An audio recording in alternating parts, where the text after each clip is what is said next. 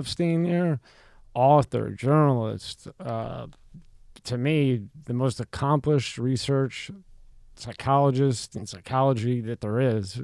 Thank you so much for your time and coming in. I really appreciate it. It's my pleasure. So you had an easy drive from Miami. You got lucky. Yeah, nothing to it. Rob, what's it usually during the week?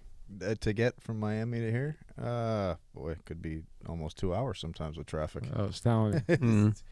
So before we get into everything, we might as well get to the current, and then we'll go back. The midterms. Can you pull up tab 2? Yep. What do you think about this? Because it looks like it's happening all over again, or similar to. Oh, this article. Yeah, that's a manuscript. That piece is supposed to be published. Let's see. I'm trying to figure out what the date would be. But anyway, it's supposed to be published soon in the Epoch Times. And it's actually a follow-up to a piece I did in the Daily Caller just days ago, 2 days before the election. But basically, I've been doing to the tech companies what they do to us and our kids 24 hours a day. I've been monitoring them. So since 2016, I've learned how to build larger and more sophisticated systems that look at what they're actually sending to real users. And when it comes to elections, I'm interested in real voters. So 2016, when we first did this, we had 95, we called them field agents in 24 states. And we preserved some content. It's called ephemeral content that's normally lost forever. We preserved search results on Google, Bing, and Yahoo. We found significant bias favoring Hillary Clinton, whom I supported. And we calculated, based on experimental research that I've been doing since 2013, we calculated that if that level of bias had been present in all 50 states for several months before that election in 2016, that would have shifted to Hillary Clinton between 2.6 and 10.4 million votes without anyone knowing that had occurred, and except for my little monitoring system, without leaving any paper trail. Because search results like news feeds and lots of other things that we see on the internet, they're generated on the fly just for you. They impact you. They disappear. They're gone forever. You can't go back in time and figure out what search results someone was shown. So we were actually doing something new by capturing this. 2018, we set up a larger system. 2020, a much larger system. So we had 1,735 field agents deliberately in just 4 swing states, because we knew that's where the action was. That's where the pressure would be. And we didn't just capture a few thousand ephemeral experiences. We captured more than 1.5 million ephemeral experiences on Google, Bing, Yahoo, Google's homepage, YouTube, Facebook, and more. And now 2022, we stepped it up further. So we ended up, right before the midterm, we ended up with more than 2,700 of these field agents, all registered voters. And we preserved more than 2.5 million ephemeral experiences.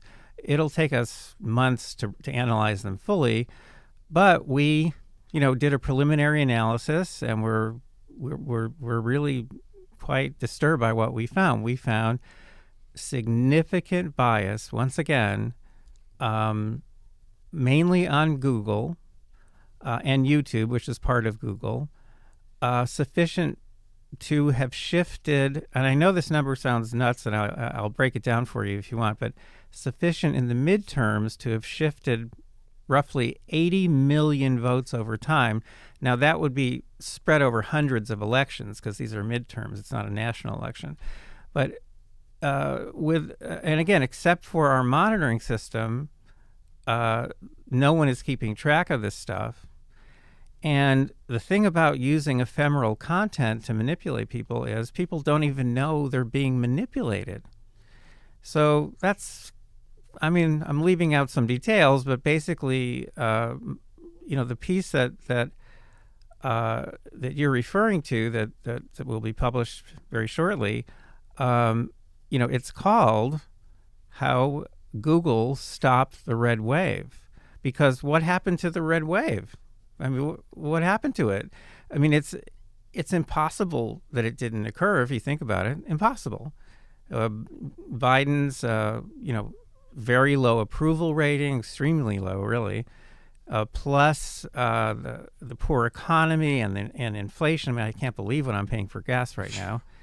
And, people vote with their wallets.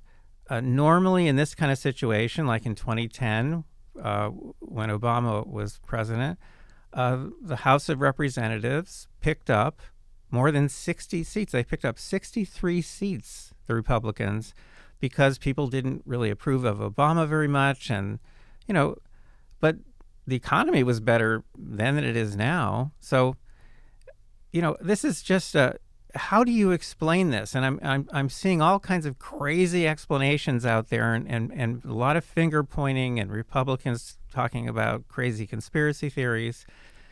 And no, that's not what happened. I know exactly what happened because I've been studying it and measuring it precisely now for about 10 years. So you're following the trend that other people aren't. You're following the trend all the way. And when you say you can't reverse history, once it's in the algorithm, it's in the algorithm. And once it shoots it to you, me, Rob, if you're not aware of maybe reality, over time you're going to get brainwashed and you can't go back. Well, if you're vulnerable. If you're vulnerable. So in other words, you might have very strong feelings about certain things, and nothing is going to sway you on those issues. Maybe your favorite band or your favorite kind of food or something like that. But you probably have areas where you're not so sure and where you're trying to make up your mind. And there are a lot of voters who are in that situation. If you go back months before an election, it can be 30, 40, 50, 60% of voters are undecided. But close to an election, it's a smaller number, but it still can be 10 or 20% of voters who are undecided. A lot of people walk into a voting booth undecided, believe it or not. And so as we get really close to an election, the campaigns are pouring millions of dollars into trying to identify those people and influence them and push them this way or the other because they're vulnerable. They can be pushed. But if you're Google, you see, who the undecided voters are. You know who is not going to vote, who might vote if you push them a little bit. You know everything about everyone. And so you can target exactly those people and you can nudge them. And how do you know how to nudge them? Because you know everything about them. So what we're really seeing here over a period of years is the tech companies, Google especially, just getting more and more sophisticated in manipulating us, manipulating adults, manipulating kids. They're getting better and better. But so are my monitoring systems. They're getting better and better too. And they can be used, they will be used at some point, I hope by the end of next year, to push these companies back where they belong, which is, I don't know, in some computer store somewhere. I mean, to push them away from our elections, away from our democracy, and away from our kids, because we're expanding. We're getting bigger, badder, and better. And this year, we just recently started recruiting, through their parents, with the parents' permission, we've started recruiting children. So we are now getting our first trickle of data coming from kids, and we're going to end up with tons of data from kids all around the country, and we're going to see what content these companies are sending to our kids. And I have a feeling we're going to find horrible stuff. We're going to find deliberate indoctrination. I'm sure there's going to be a fair amount of, pornography and violence. I'm mainly concerned, though, about the indoctrination because there are mysteries. And I mean, I have five kids. I love kids. And, you know, I've been a teacher. I mean, I was a professor for a long time, but before that, I was a teacher of young kids. I just really love kids, and I know a lot about how they learn. And you know, there have been changes occurring in our society. I'd say over the last 10 years, especially, that seem very mysterious to me, and to lots of people, to lots of parents. Changes in how young people think. Very dramatic changes. Where's that coming from? And I think we're going to find out where it's coming from.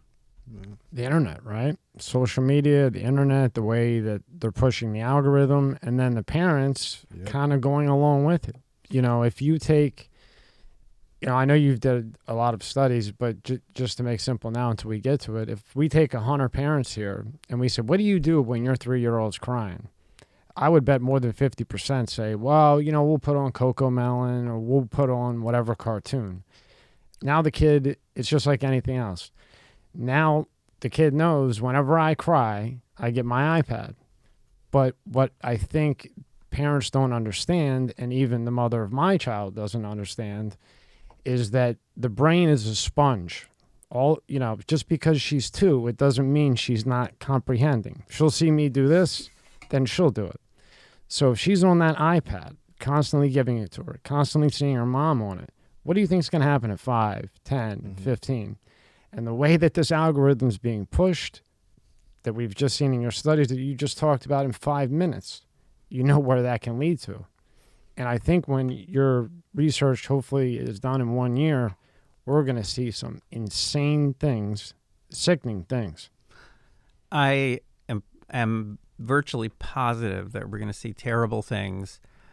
And, you know, it's what bothers me is that, you know, me and my team, I mean, we're the only people studying this. We're the only people learning about these new methods of manipulation that the internet has made possible. We run, you know, randomized, controlled, counterbalanced, double-blind experiments. So they're extremely rigorous scientifically. We present them at scientific meetings. We publish in scientific journals.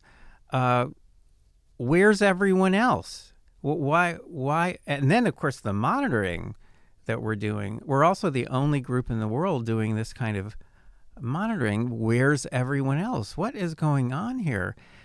And I've come to summarize the problem with a question. And here's the question. What do you do if the mind control machine doesn't want you thinking bad things about the mind control machine?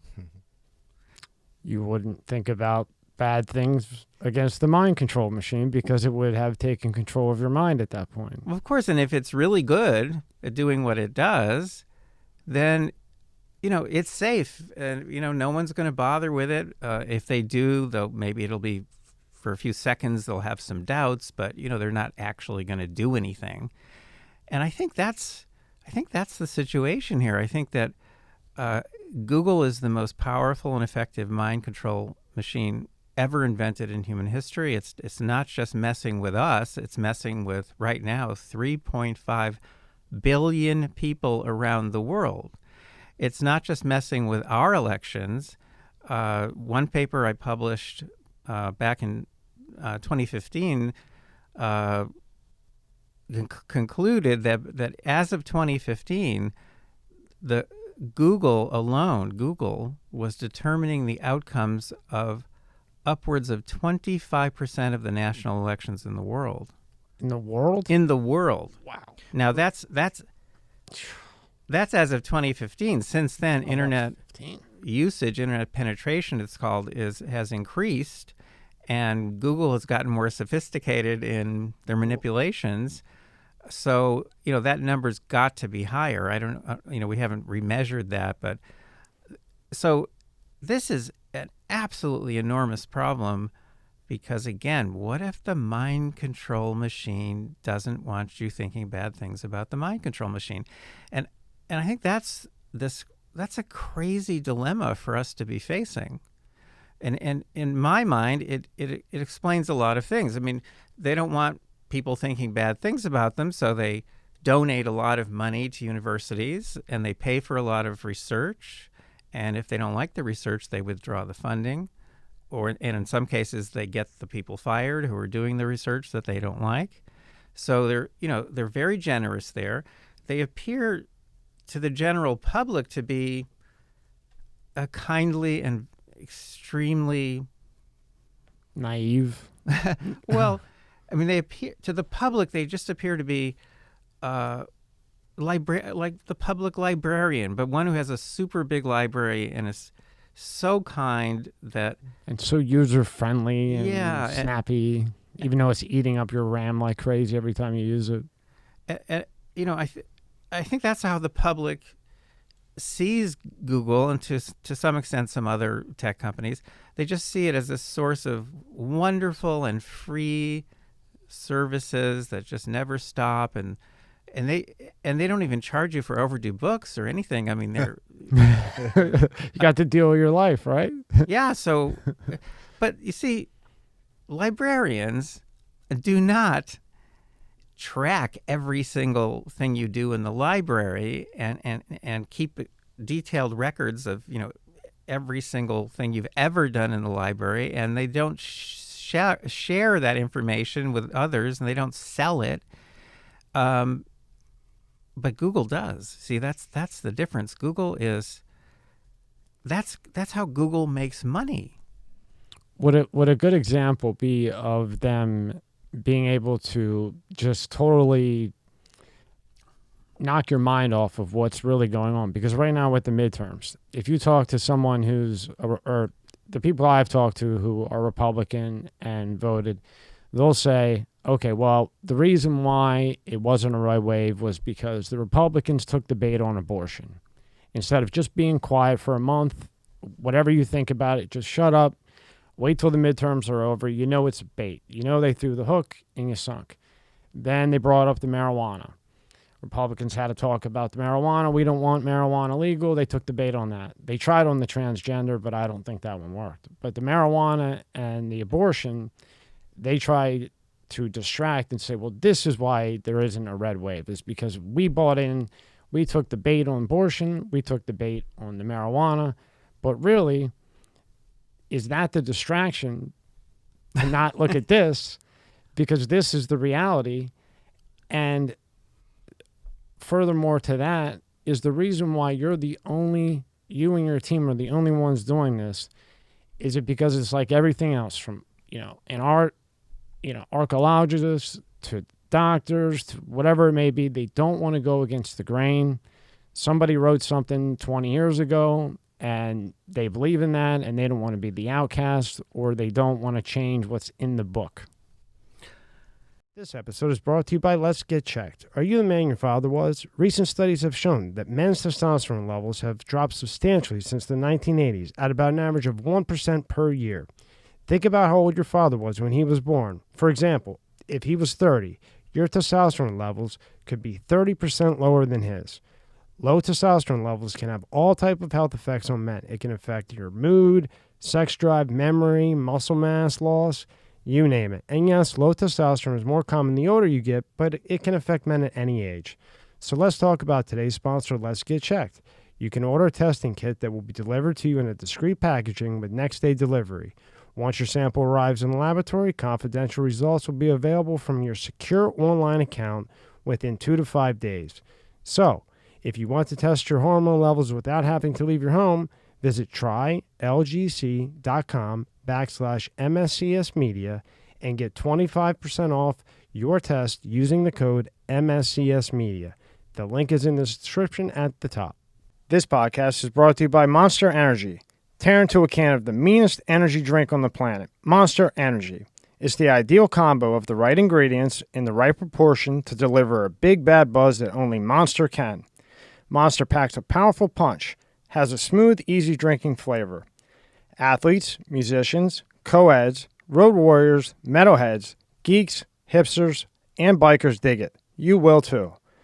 Monster Energy is more than just the green OG. Monster has Monster Ultra, Juice Monster, Monster Hydro, Rehab Monster, Dragon Tea, Monster Max, Muscle Monster, and many more. Buy on Amazon, buy on Walmart, or go to monsterenergy.com and believe me, you'll find a place. Unleash the beast. Monster Energy.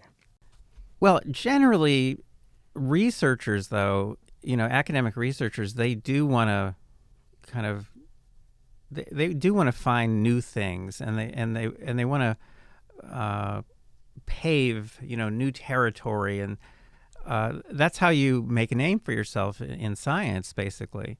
So generally, I think they try to do that. Why are they not doing it in this one area is the question. And I think it has to do with the kind of grant support that Google gives so generously, and the fact that they manage their brand, very, very effectively, and the fact that they're using all these tools to influence people's thinking about many things, including thinking about Google. So they're using these tools of manipulation, which, if you want, we can talk about, one by one, but they're using these tools of manipulation to impact not just how we think about, political issues or candidates, but even how to think about Google. Now, this new piece of mine, people can actually see it. If it hasn't been published yet, you'll see the manuscript version. If it's been published, you'll see the published version. And the link to go to is themidtermswererigged.com. Oh, you got that. That's good. He got Yeah. midtermswerrigged.com. Congratulations. Themidtermswererigged.com. I got that Okay, working yeah. this morning. No, yesterday. I got it working yesterday.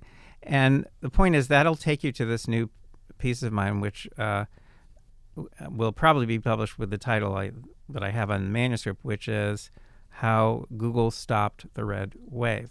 Now, one of the main points of this, which you kind of just brought up a little bit, one of the main points of this is that one of the creepiest things that they do is they distract us. So in magic, this is called misdirection. You get people looking over at the left hand so they don't see what the right hand is doing, and that is critical for magic. Oh, Rob will tell you about that. We had a magician in, and we had cameras all around, and he's very good, very good. But one of the cameras was a little bit not where he wanted it, and it's been, 3 weeks trying to play with this. And it's not that he didn't do it right. It's just he wanted I respect him. And to your point, we've been playing with this angle for 3 weeks, and I'm just about to tell him, look, buddy, Right. this is what it Out is. there, yeah, Either out we there. cut this part or, Oh, I years ago I saw one of the greatest magicians in the world, Who was it? David Copperfield. Oh, Huge show, making incredible things disappear and all that. And for his last bit, he had a Harley Davidson up on a platform on the stage, and he was sitting on it, and he's revving the engine, and as he revs the engine, more and more smoke billows out of it. So finally, there's so much smoke, and then he puts on his helmet too. So there's so much smoke at some point that you can't really see the motorcycle, and so we had these really good seats right on the aisle in the front, and all of a sudden, while this is happening, David Copperfield is crouching down like a little mouse, and he crawls right by us, literally crawls right by us, and then scoots around up the aisle. And then the next thing you know, the sound shifts from the stage to up above the audience, and there is David Copperfield sitting on a motorcycle raised above the audience, as if somehow he just magically shot up shot up there, and the motorcycle's gone from the stage, and there he is. Except we saw him. Did he go, shh?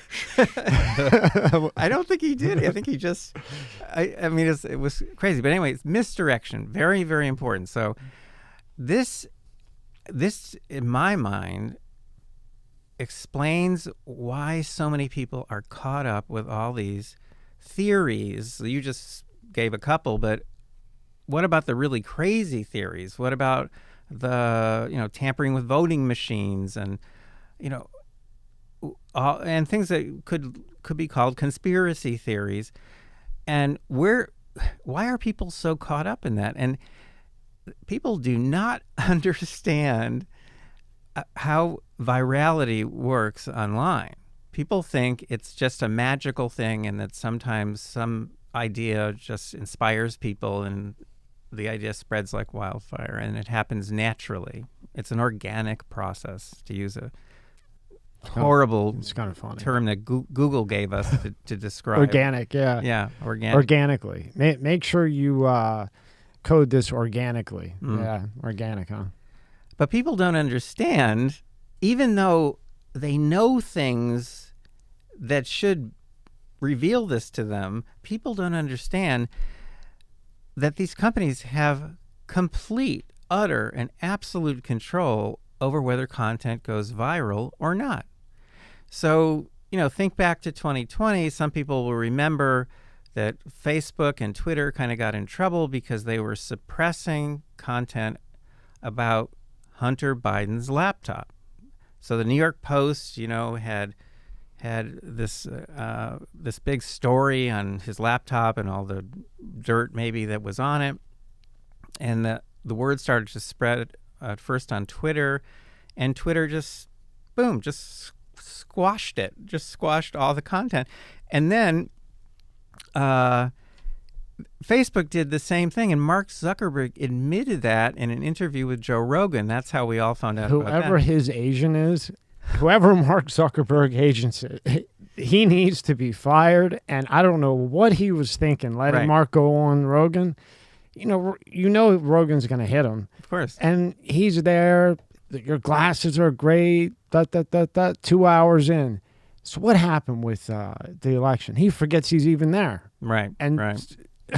Whoever's managing Zuckerberg, wow, bad move.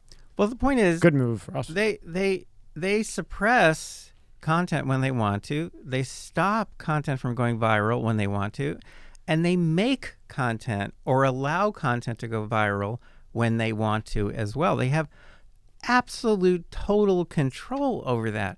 So what I have come to realize is that a lot of the crazy things that people think about elections and the outcome of elections, especially if they don't like the outcomes, all that stuff is actually fed to us. It's fed to us by these tech companies. Why are they feeding us all this crazy stuff and getting us thinking about, ballot stuffing and tampering with, with voting machines and and some of the stuff is super crazy, but why would these companies feed all that stuff to us 24/7? Because they don't want us looking at them. That is why. That's the distraction. It's another kind of mind control, which, by the way, spies use this. Governments use this. It's not a new thing, but what's new is that when it comes to the internet, it's in the hands of just a few corporate executives at some big monopolies.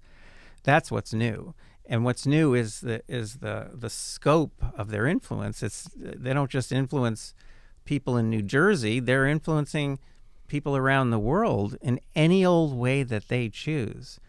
And we know in recent years, from leaks of documents, videos, a PowerPoint presentation, manuals, internal manuals, and what whistleblowers have told us. Those are people who've been fired by these companies, Google and Facebook, or have quit, just couldn't take it anymore.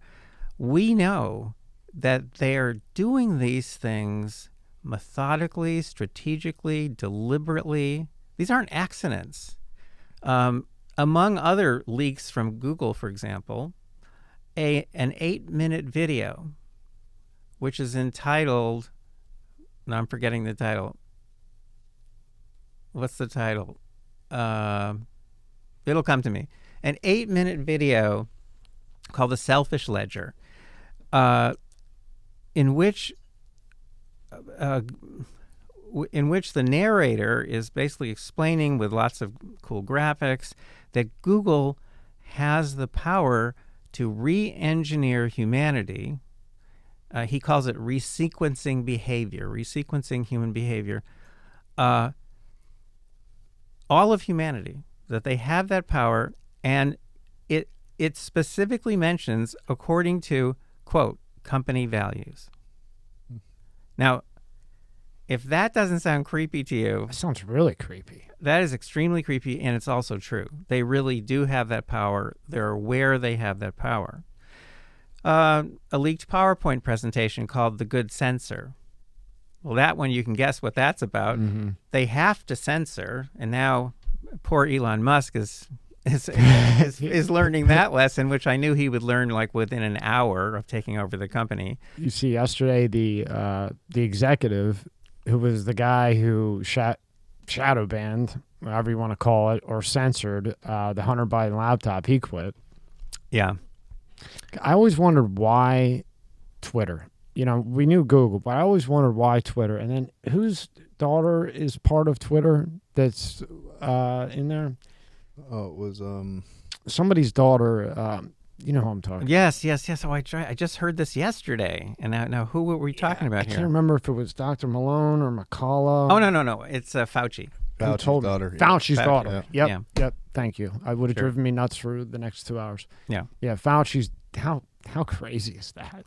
Well, but that's I don't the even know how that's legal. But that answers your question, because these companies were founded by people who were very left-leaning. The founders of Google, I would say, were really utopians. And, they're hiring people like them, and they're hiring people mainly from, top schools in the Northeast, which are very left-leaning. And so they end up with, like-minded people, tens of thousands of like-minded people working for those companies. And it turns out that about 95% of donations from these companies and their employees go to Democrats, which I'm happy with. I'm fine with that, because I lean left myself.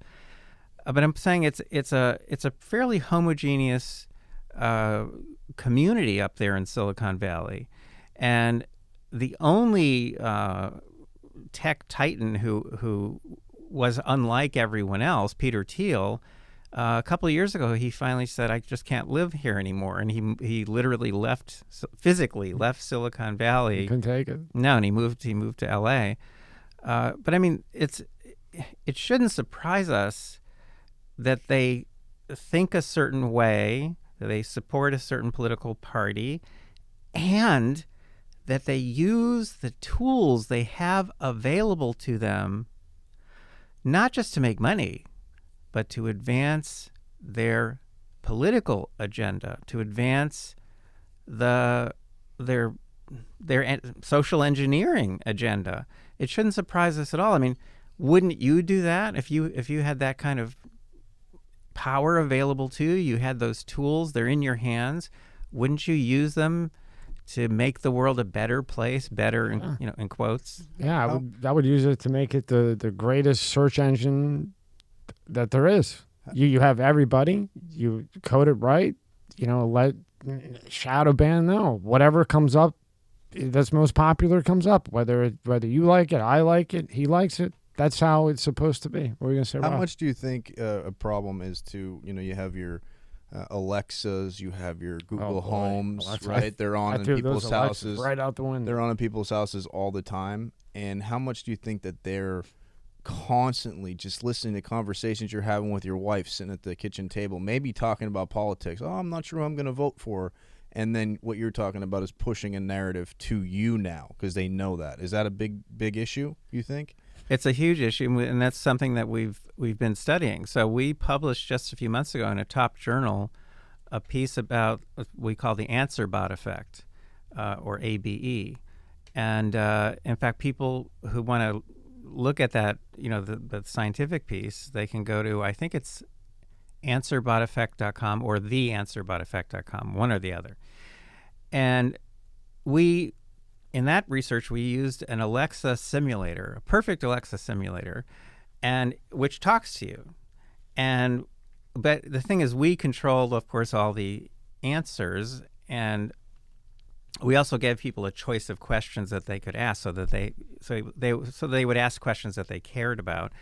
The point is that what we found, which was shocking. I mean, it's not what we were expecting. We found that a single question and answer sequence, an interaction on Alexa, in which the answer is biased politically, can shift over 40% of the voting preferences of undecided voters. Wow. What's the website, Dr. Epstein? Well, it's either answerboteffect.com or theanswerboteffect.com, one or the other. Okay. Answerbot effect is one of the new areas that we've been researching.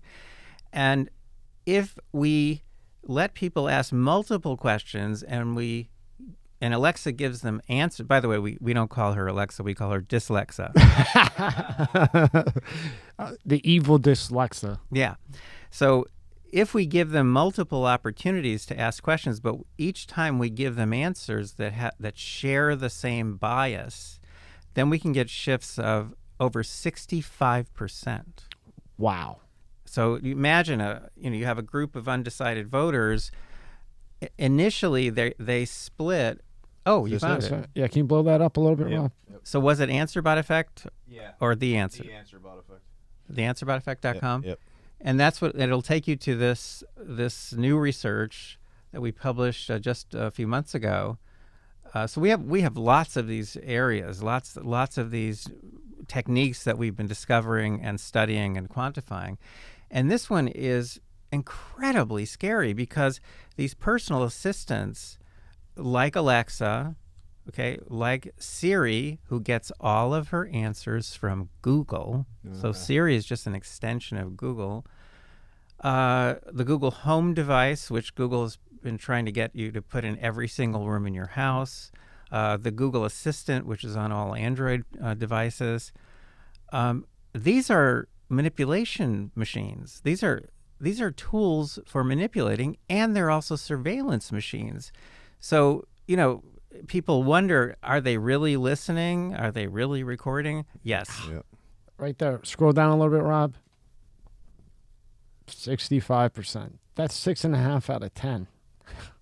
That's crazy. No. The way it actually works in practice is, let's say you have 100 undecided people, and you ask them about two candidates before you've let them, use your device like our Dyslexa device. So they have minimal information. They're undecided. You ask, who would you vote for if you had to vote right now? And they split 50-50 down the middle, of course, but what they don't know is that they've been randomly assigned to one of three groups. So the people assigned to one group, they're going to end up with answers that favor candidate A. In the second group, they're going to end up with answers that favor candidate B. In the third group, they're going to end up with just a mix of answers that don't, on balance, favor either candidate. So what happens is when we do that, we get these shifts because after they've interacted with Dyslexa, now we ask them those questions again to see if there's any change. And we get these enormous changes. This is how we do the research. Wow. We get these enormous. So we've done this with Alexa. We have a perfect Alexa simulator. We've done it with YouTube. We have a magnificent YouTube simulator in which we control the up next algorithm. We control that whole sequence of videos. We have a Twitter simulator. We have research coming out now on a whole series of experiments on Twitter showing how the tweets that are coming from the company, so not the ones, that are just coming from other people, but the ones that are coming from the company, those have enormous power to shift opinions and attitudes and beliefs and purchases and voting preferences.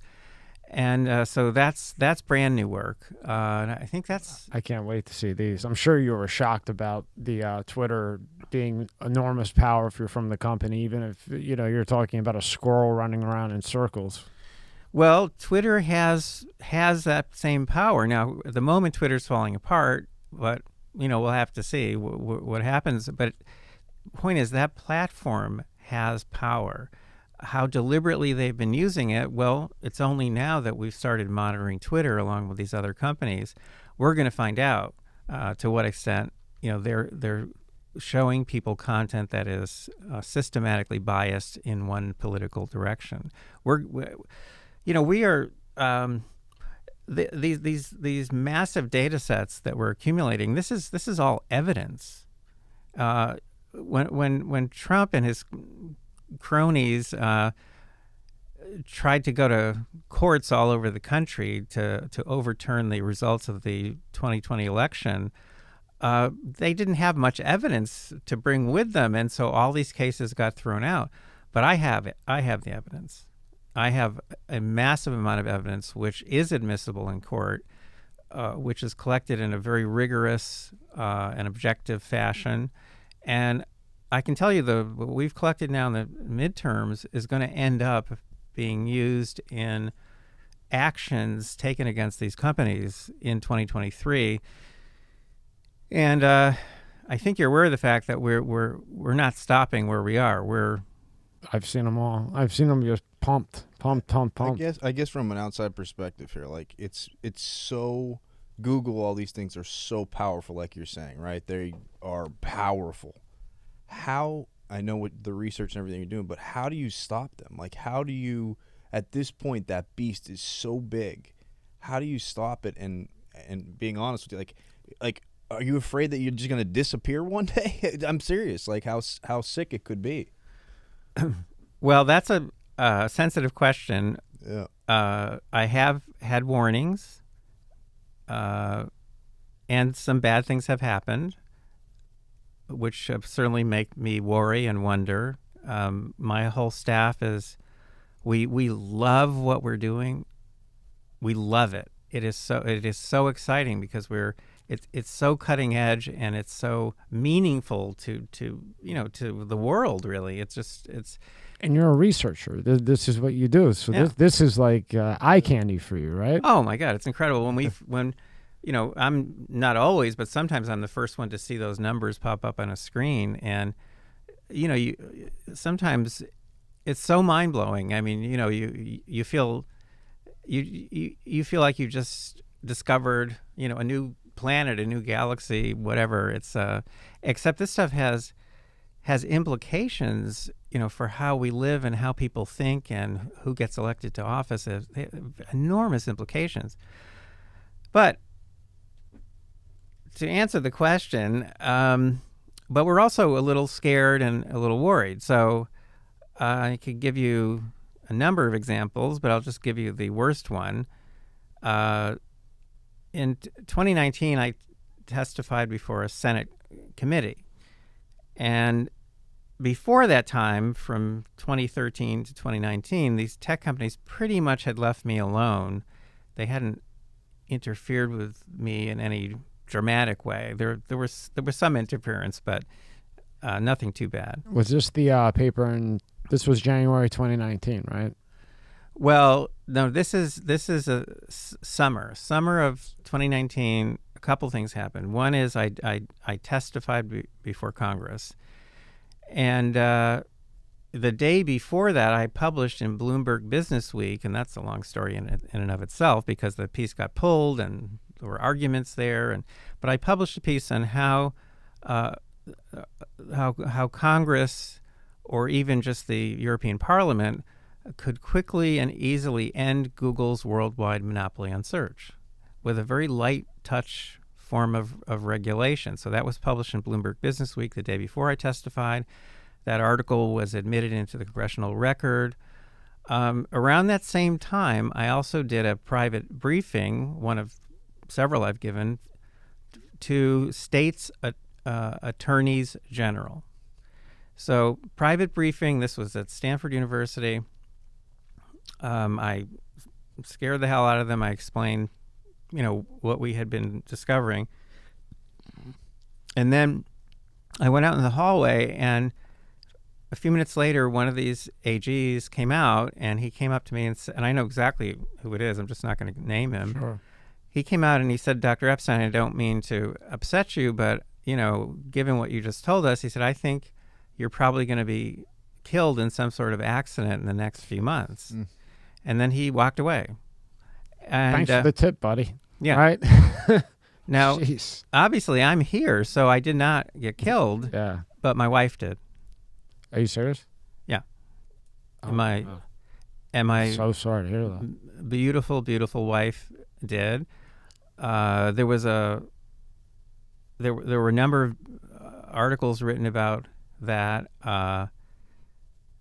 And I still haven't recovered, and I'm still wearing the wedding band, which my therapist wants to tear off my finger. I think she wants to tear my whole finger off.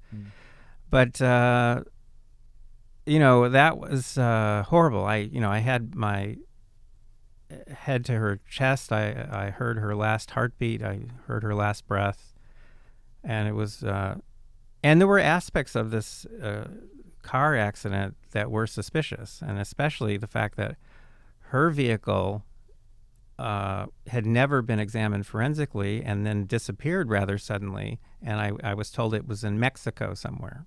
In Mexico? Yeah. I'm so sorry to hear that, Sorry about Dr. that. Epstein. And but if anyone's interested in that issue, they can go to misdiesdeath.com. Misty spelled with two I's, M-I-S-T-I. So misdiesdeath.com. And that's a 2-minute. It's a wonderful video that a local television station did about Yeah, let's play that, Rob. the accident. And so, there have been some. I mean, I had a reporter from D.C.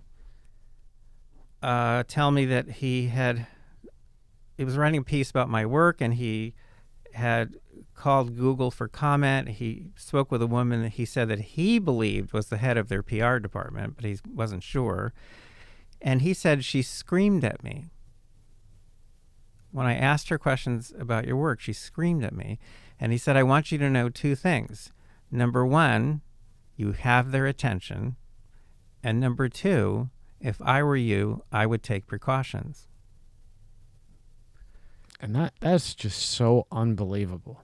You're doing research Well, I'm doing research, that but they don't That like. they don't like, yeah. Yeah, but I mean, they remember. Think of yeah, the mindset there, of the people, of the leaders. Think of that mindset. If they don't want something out there in the universe, they don't want this stuff, this information, this content out there in the universe, they just squash it. It's gone. just get rid of it. They get rid of it. Disappears. Do you think, real quick question, me and Tommy were talking about this before you got here. Do you think that take Republican, take Democrat, take whatever, Libertarian, take them all together, and the people that are these lifelong senators and representatives who've been in power for 40 years, do you think they're in it together along with big tech? Meaning, I'm going to use names, but they may not be linked, but let's say a Mitch McConnell, let's say a Nancy Pelosi. On the outside, they look at like they're fighting with each other. They don't like each other. But deep down, they're in it together along with big tech. Or is that a stretch to say that? It's a little stretch because tech is technical, and I think some of these old people there in our government, I don't think they understand. I'm not even sure they could understand. If someone spent a long time trying to explain it to them. I mean, I am friends with some members of the Trump family, and they have tried over and over again, through the years to explain to him what my research is about. Because if you think about it, why would he go to court with no evidence when, in fact, I have evidence? And he did at one point tweet about my research, so that also was in 2019. And that was a disaster for me, absolute disaster, because the combination of things, me testifying, him tweeting, and the next thing that happened was Hillary Clinton tweeted that my work had been debunked and was based on data from 21 undecided voters. 21 as in 2-1? 2-1. And I've read every one on your website. I've read every one. Parenting, adolescent, everything. And in all the research, I think the lowest one I saw was maybe 2,000. And I may may have missed one, but it looked to me that the lowest was 2,000 subjects. Well, we do very thorough, very rigorous work that adheres to the very highest standards of scientific research, and that's why we're able to publish in peer-reviewed journals. And so where did Hillary even get such language from? It had to come from Google, and now that relationship is very strong. So I mean, I don't think all these people are working with Google, but with Hillary Clinton, absolutely. Google and its parent company, Alphabet, they were Hillary's largest donor in 2016. The then head of Google, Eric Schmidt, offered in writing, this was an email that leaked, very, very long email, to run Hillary's tech campaign. Hillary's chief technical officer, Stephanie Hannon, former Google executive. So, I mean, I could go on and on. So some of these people, yes, have very, very strong connections to Google. They're almost all Democrats. But I think a lot of members of Congress don't really understand what's going on. And here and there are a few who do. So Ted Cruz, a few months after I testified, he invited me to have a private dinner with him. We chatted for almost 4 hours straight. And we never talked politics because that wouldn't have worked because we don't, there's not much overlap there in our politics. You know how that goes. Yeah. But we talked tech. Right. And he's a brilliant man, and he absolutely understands what's going on. But, as he put it himself, the Democrats are all in their pocket. I mean, and they don't just get money from them. They literally get votes, millions of votes. That's how many votes Google and the gang, I call them, that's how many votes they can shift, generally speaking, without anyone knowing that they're doing it, and except for my monitoring systems, without ever leaving any kind of paper trail. So millions of votes, mainly going to Democrats.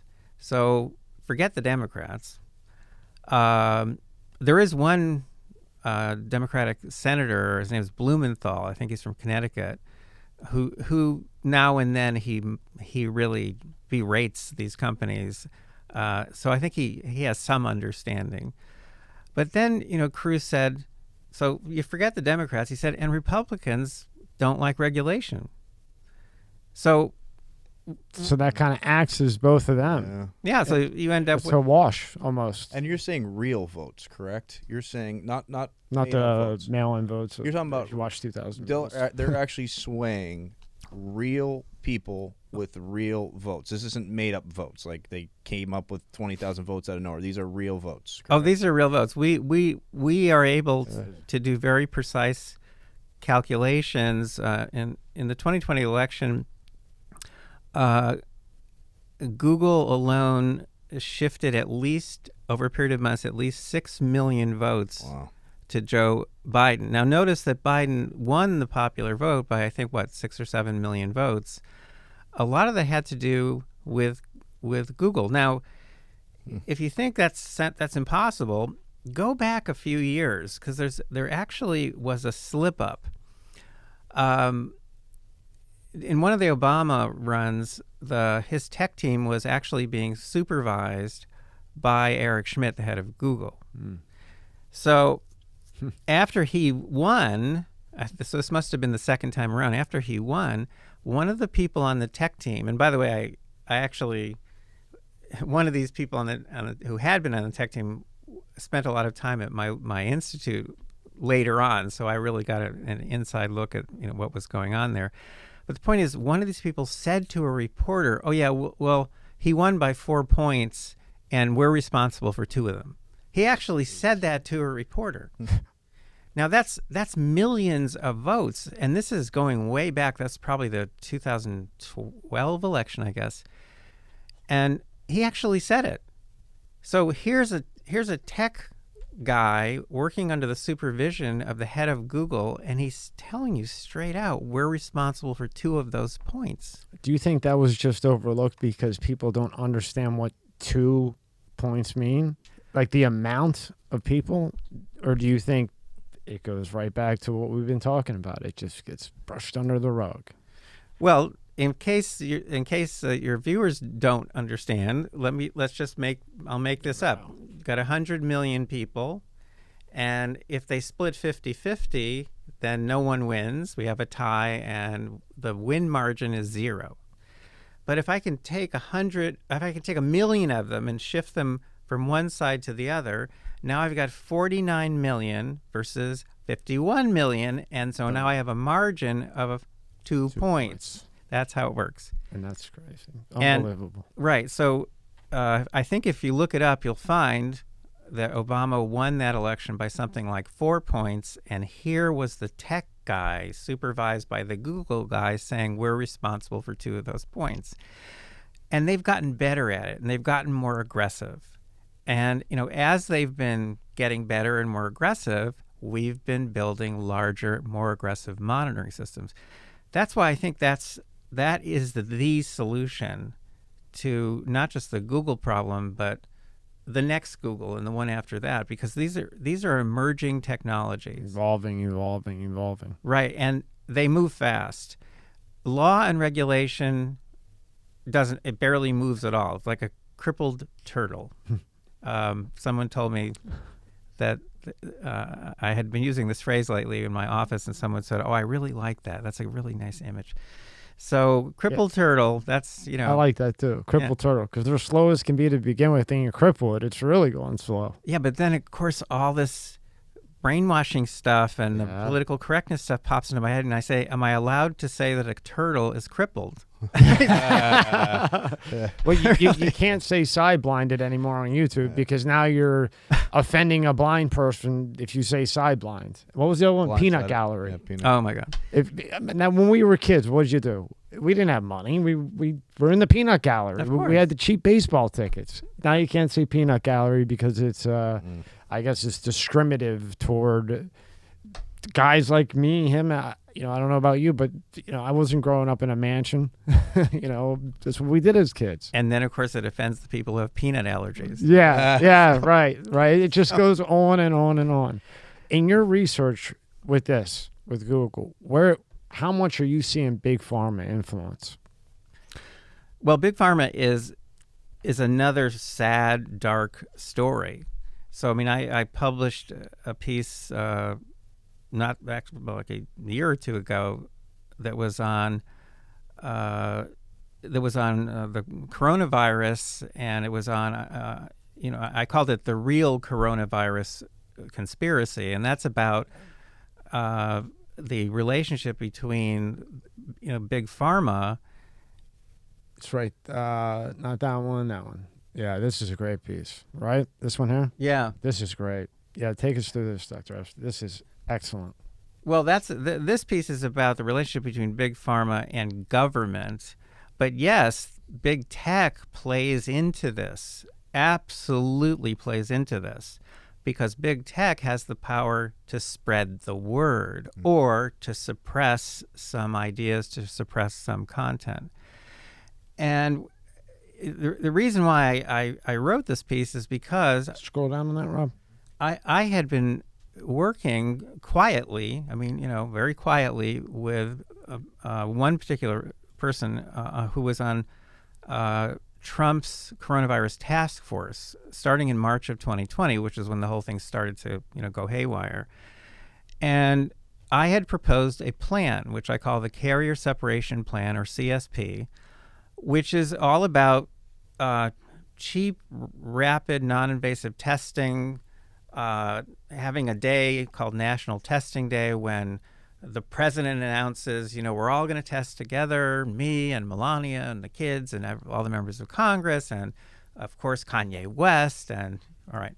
So, and the idea is that you test and then you separate the carriers. So just the carriers, and that time there were very few. It's just the carriers then who have to go into quarantine, and not for 6 months. They have to go into quarantine for 3 weeks until they kill the virus or it kills them.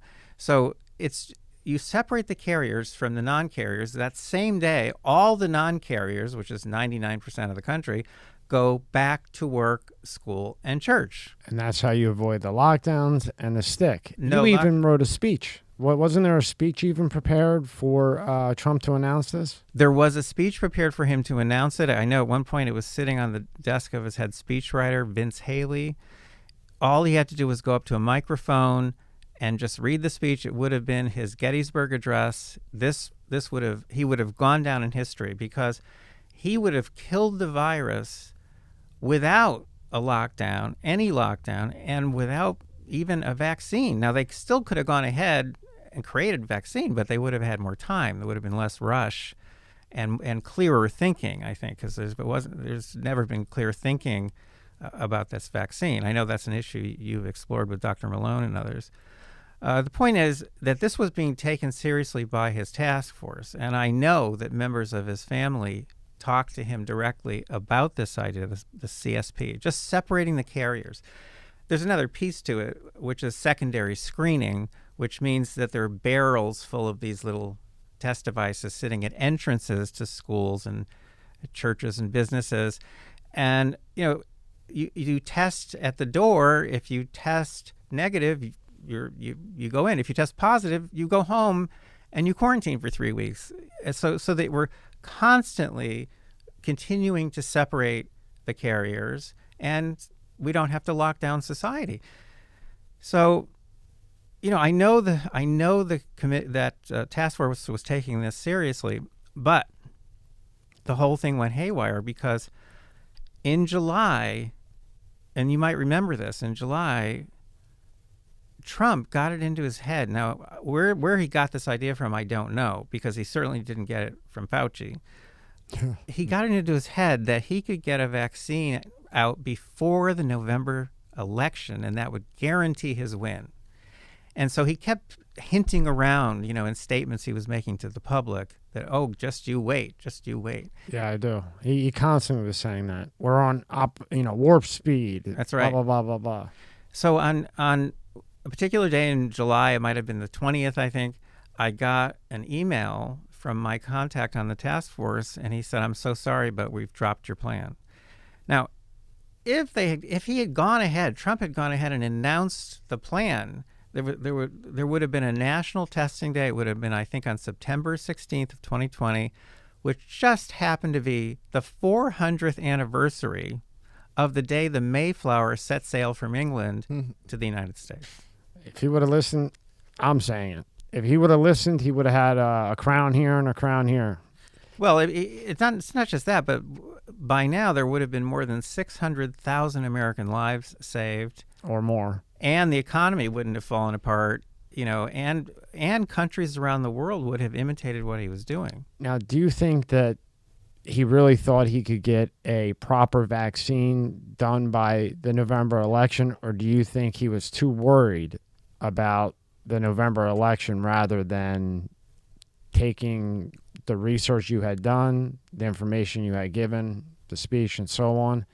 Do you think he was too worried about winning the election versus saving millions of lives, possibly? Yeah, but if he had put that plan in motion, he would certainly have won the election. That would have guaranteed him a win.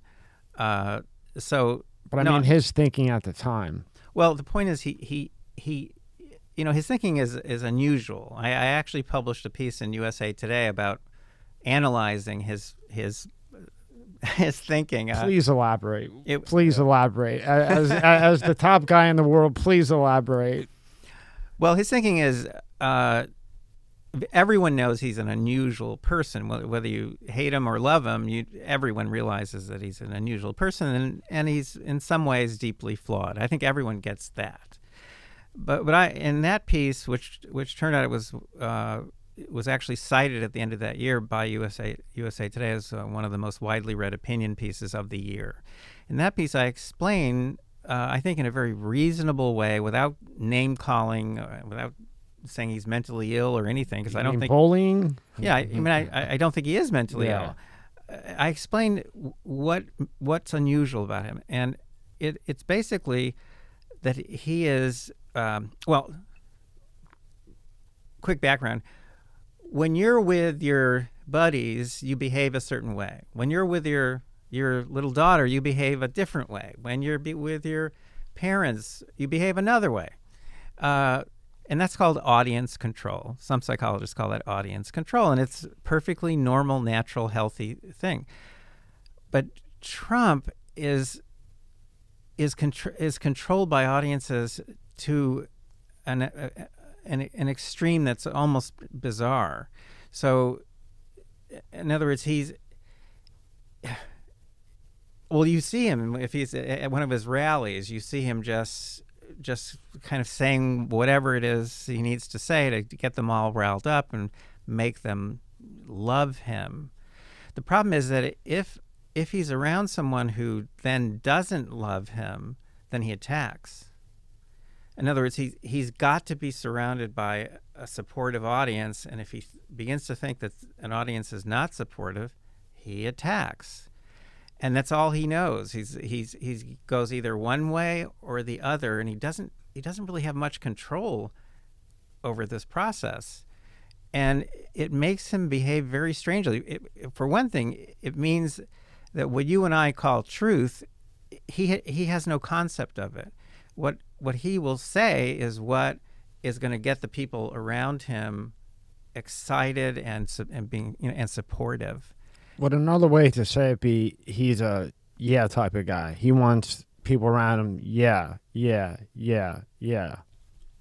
But to an extreme, because normally there are lots of successful people who surround themselves with yes people. Right. So that's very common, but that doesn't mean they can't distinguish, truth from fiction. He really cannot.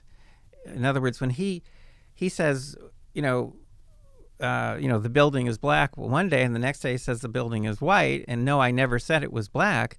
I think he really, I don't think he's lying. I think he's doing whatever he needs to do to just work the audience. And if someone disappoints him in some way, and it looks like they're not, being supportive, then he attacks. And it's the same pattern over and over and over again. There's more to the article than just that, but that's an important piece. To back your point, I used to go over to Roger Stone's for the gravy. He makes really good gravy. He makes the best gravy. I mean, and he makes it, and he's funny. He's just a character. And I remember maybe 9 months ago, we had been talking about Donald Trump, and he said, look, with Donald Trump, once he makes his mind up on something, like he decided that this was the move to make, it doesn't matter what happened. It doesn't matter if half of the country is on fire and bombed and whatever. He will never go back. He will never change. He'll never go up and say, hey, I was wrong. The data was bad. The actual correct proctals came from China, not here, so on and so forth. I just remember Stone multiple times saying about other things, he will never do that. He's just built that way. As a psychologist, what would you call that? What is that called in terms? Well, there are just out of curiosity. Well, there are some fancy names for it, but I've tried to avoid labeling him, with psychology jargon. Yeah, because I've tried to just avoid turned that. Completely out of context. But even my new conservative friends, because I've, my family and my normal friends, some of them just won't even talk to me anymore because they think I'm trying to help the Republicans, which I'm definitely not trying to do. Can't we just all get along? Who cares if you're red, blue, purple? Let's just solve the issue, right? Well, I do think we should all treat each other with kindness. I don't like the fact that we dehumanize, the other half of the population. And on that issue, I am with our founding fathers, George Washington, Thomas Jefferson, John Adams. They were emphatic in their objections to setting up a party system. Washington thought it would divide the nation. It would interfere with people's ability to think clearly about issues, which is absolutely true. Because if you think in a partisan way, you're forced to group together a whole bunch of issues that don't necessarily belong together, but you've got to think in a certain way about all those issues. That's absurd. So Washington gave these warnings. John Adams did. My favorite quote on this issue, I'm misquoting just slightly. I'm rewording him slightly. It was Thomas Jefferson. He said, "If the only way I could get to heaven was to join a party, I wouldn't go." But here we are, a couple hundred years later, and we're in turmoil, and the country has been in turmoil much of that time, and it's because of the party system. And now I think it's just gotten worse than ever, worse than I've ever seen it in my life. And we dehumanize our fellow Americans, and we should not do that. We should treat each other with respect, no matter whether we agree on every issue or not. We should treat each other with courtesy and respect always. And that's just fallen apart. And, again, people like Trump, they may have made this problem worse. But here's what my conservative friends have said about Trump. And these are people who vote for Trump, who donate to Trump. What they said is they really don't want him to be president again because of two things, which are related to what you just said. Number one, he doesn't listen to anyone. And number two, he's unpredictable. Now, think about that. If you're a wealthy person, you have a big business, whatever, you don't want a president who's unpredictable. That's the last thing you want. And, Trump is he's a very unusual man. He makes up his mind like he did on the vaccines, and that's it. That's it. That's where the money goes. The money could have gone over here to cheap, rapid, non-invasive testing, like those little plastic, electronic thermometers or the pregnancy tests. They could have been manufactured. I was actually dealing with companies in China. They could have been manufactured for pennies each if they were manufactured in very large quantities. And speaking of China, okay, no one knows the exact numbers, but it's very likely that the number of deaths in China from COVID is less than 10,000. Why? Because they have used a variation on the carrier separation plan. And now they've done it very harshly. They've done it in a way that we would never do, we would never want to do, we shouldn't do. But basically what that means is if they find someone in a building who tests positive, because they've got those cheap non-invasive tests. So if they find someone in a building who tests positive, then they test everyone in the building immediately, and they separate the carriers, and those people go into quarantine, everyone else goes back to work. That's the basic idea. Same thing with a small town, same thing with some big cities. Now, unfortunately, when it hit Shanghai, which was just a few months ago, when it hit Shanghai, that pushed this methodology to its limits because Shanghai is just too big. So they tried literally putting a rope down the center of Shanghai and dividing it into two halves. I saw on, you can only see it through Brave. I couldn't find it anywhere else. This clip, you'll see Chinamen in one area, they're walking around like me and you. The other end, you would think that they're going into somebody has a bomb in a building, hazmat suits, the whole nine. I mean, it was completely separated. Yeah. Well, the point is that okay, so they didn't apply what I call CSP in a humane way. They didn't apply it in a way that's really optimal from my perspective. And if people want to see what that is like, they can go to carrierseparationplan.com.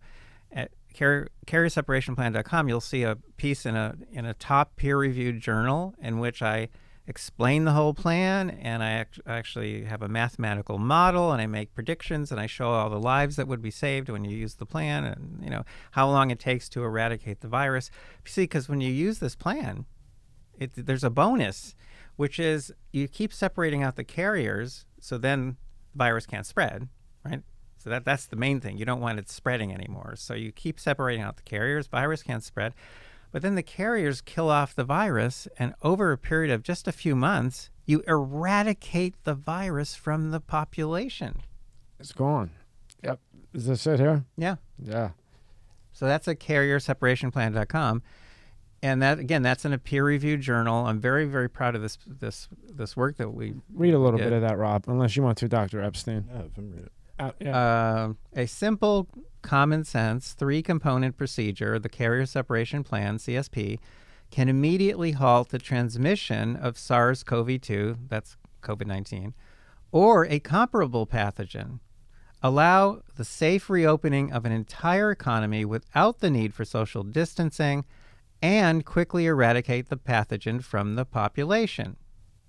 The 3 components are, 1, nearly simultaneous self-testing for the pathogen by an entire population. By the way, notice it's self-testing. See, so no one's privacy is invaded. I'm not saying this because you're here. I love your writings because you break it down simply with numbers. So even if you're not the best reader and comprehender, you break it down simple with numbers. Well, I try. I really mean that.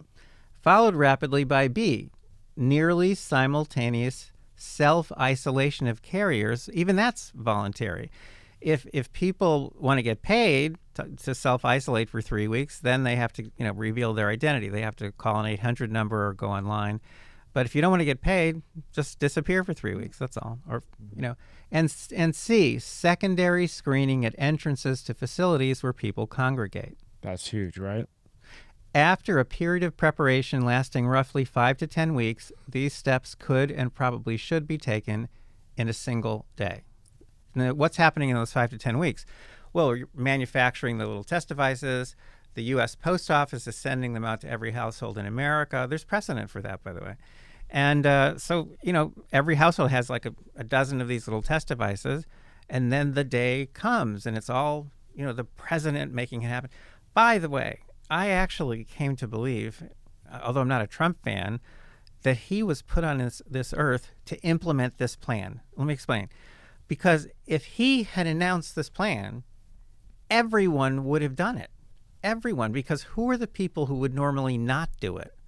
His supporters. They're the ones who would normally say, I'm not doing what the government tells me to do, right? And they would all run in 2 seconds and do it if he said so. If they said do it, all of his supporters would do it, and everyone else would do it because it's the right thing to do. Yeah. So, but I knew when he set this plan aside, I knew we were sunk because, I was looking into the future and I saw a different president, a Democrat, and I thought a Democrat could never make this work in the United States. Imagine Joe Biden trying to make this work. You'd have, again, Trump's, ardent 80 million followers would say no. And then it doesn't work. Because if you've got huge groups of, just like with the vaccine, there's so many people who just never got vaccinated that we still have COVID, and supposedly we're gonna see an explosion of cases in this coming winter. Yeah, that's what I hear. You'll be writing more pieces, more research. Well, I don't. Obviously, could you even hold yourself back? look. Obviously, nothing stops me. Even Misty's death didn't stop me. So I do keep going. But I'll tell you, I get very, very frustrated at times because, I put stuff out there that I know is new and I know it's important and I know it's desperately needed and I know there's no good alternative out there that anyone's offering. And unfortunately, most of the time, nothing happens. I think it would be fair to say that it's almost detrimental to society that these amazing pieces are they're out there, but no one's jumping on it. You would think 50 scientists, just saying 50 because maybe 50, are actually doing what they're supposed to do. Even 50 would just jump on this and come together.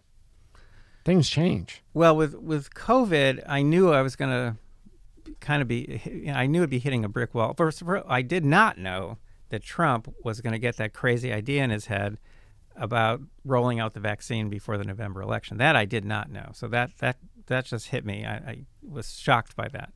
And of course, once he makes up his mind, that's the end of it. So, okay, That I didn't see coming.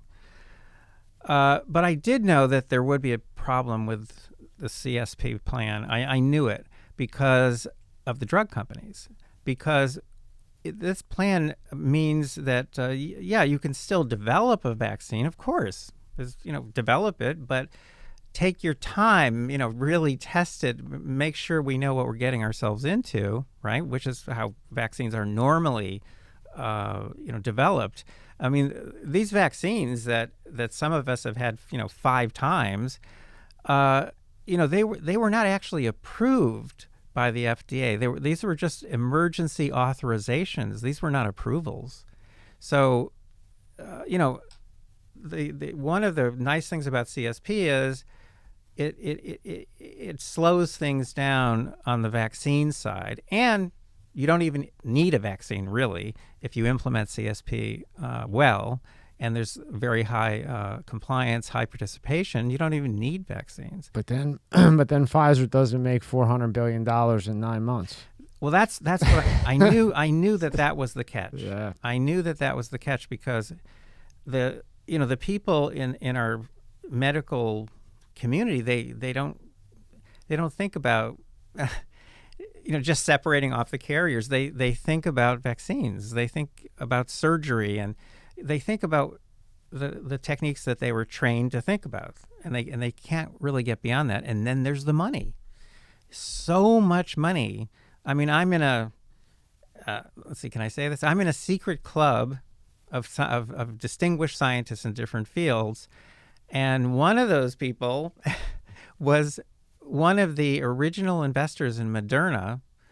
And one day he was just a kind of regular professor guy, doing well for himself. And the next day he was worth $1.6 billion because of the coronavirus and the massive amounts of money that our government and governments around the world were throwing at the pharmaceutical companies.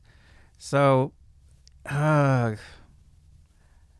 was that famous bank robber who said, "Why do you rob bank?" He's asked, "Why do you rob banks?" And he said, I think it was Willie Sutton, maybe, and he was asked, "Why do you rob banks?" And he says, "Because that's where the money is." And that's the problem here, is that the money. Where's the money? The money is going to the pharmaceutical companies to make vaccines. That's how you just transfer a massive amount of money from the general population. It's our money. That's how you transfer massive, massive sums of money. And then who's paying these people to run an office? Who's paying these TV stations to stay on air? The big pharmaceutical companies. All those commercials, Fox, NBC, whoever it is. Now, the other piece of this, which you mentioned earlier, who benefited? Who benefited from this vaccine obsession? Obviously, pharmaceuticals. That you don't have to think twice about that. What's the other big industry that benefited? Bill Gates. Big tech. Big tech benefited because it dramatically increased traffic online because there were so many people at home, so many people now starting to work remotely. And it benefited them in another way, which is so creepy. It gave Google especially access to health data on a massive scale. They had already bought Fitbit, so they were getting physiological data about millions of people 24 hours a day.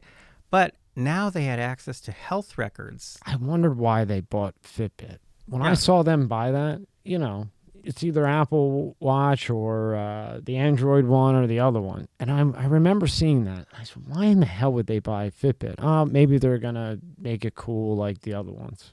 But that's what you see on... It's very interesting. That question you just asked, why did they do that? And that expression on your face, that's what I experience over and over again. Because when I see Google do something that looks at first to be kind of weird, like odd. What's like when they, there was a report in June of 2016 from a small media company, news company, about their discovery. They had discovered that that on Google, the Google search engine, when you type in anything about Hillary Clinton, you couldn't get any negative search suggestions. So if you type Hillary is on Bing or Yahoo, you get 8 or 10 suggestions, and Hillary is the devil, Hillary eats babies, Hillary is evil, Hillary, because that's what people were actually searching for. But on Google that summer, when you typed in Hillary is, you got Hillary is winning and Hillary is awesome. And no one was searching for either of those phrases. And how do we know? Because we looked it up on Google Trends. So this company airs this little story, which was very cool, and they posted on YouTube. When it hit 1 million, and you know that's a key number because this just happened again just within the last day or two. When it hit 1 million, they froze it, and it's still frozen, so you cannot see that video on YouTube. But they had put another version on Facebook, which zoomed up to 25 million views. But yeah, Google stopped it because YouTube is part of Google, and Google just said, nope, no one can see that anymore. So the point is, when I saw that, I go, why would they do that? And I started running experiments, and that work is now very, very mature set of experiments. We really understand this well. We call it the search suggestion effect. And what we learned through the experiments is that by manipulating search suggestions, you can turn a 50-50 split among undecided voters into a 90-10 split with no one having the slightest idea that they have been manipulated. And how do you do that? It's very simple. You suppress negative suggestions for the candidate you support, or the cause, or the company, and you allow negative suggestions to appear for the other candidate, or cause, or company. It's differential suppression of negative search suggestions. That's what it is. And why does that work? Why does that work? Why does that shift votes and opinions among undecided people? Why? Because of a phenomenon which has been studied in multiple fields for many years, which is called negativity bias. It's also sometimes called the cockroach in the salad phenomenon. So here's your big, beautiful salad, and you see a cockroach in the middle, and you go crazy, and it ruins the whole salad, and you send it back, and they don't charge you for it, and all that stuff, right? That's what happens when there's a little negative, something that looks bad or evil or threatening. It ruins everything around it. The opposite does not happen. If someone puts a plate of sewage in front of you and then they put a nice piece of chocolate candy in the middle, doesn't help at all. Doesn't make any difference. So we are basically built to look for negatives and attend to them and remember them. And again, this is called negativity bias. So how does that work with search suggestions? Because if you start typing something and a list pops up and there's a negative in it, Hillary's suicide. If there's a negative in it, that draws 10 to 15 times as many clicks as a neutral or positive term. So a really simple way to use search suggestions to manipulate people is you suppress those negatives for the candidate you're supporting, but you allow them to occur for the other candidate. And as I say, we ended up doing, multiple experiments over a period of years. And now that's under review by a scientific journal. But we understand it now. But I was just struck by the way you asked that question because those are the questions that I ask, and then I bring the methods of science to bear to get my answers. And you see it all the time. And it's not just with Google. I a lot with Google, but I see it a lot with Facebook too. I see them buy very odd things. And after getting into this whole podcast thing and, reading a lot of work, including yours, it all makes, there's something there's always something behind it. They're not trying to make Fitbit the new next thing. Right. They're using it to their advantage, to their underlying motive, whatever you want to call it. Well, they're getting more data that they can monetize and also use to control people. And that's every single thing they do. That's why they bought YouTube. Every single thing they do, that's their motive. they make more money and they get more control, so they can spread those values. They're very consistent. They're very. Do you see, compared to Google, TikTok being a worse threat to the future than Google? Well, TikTok is on our list, and TikTok certainly can do what Google is doing. So we don't know yet whether it is. Okay, so we have to start collecting TikTok data and analyzing TikTok data. How do you like that source code? Yeah. Are you puking when you see it? I hold my nose, and Vicious. It's vicious.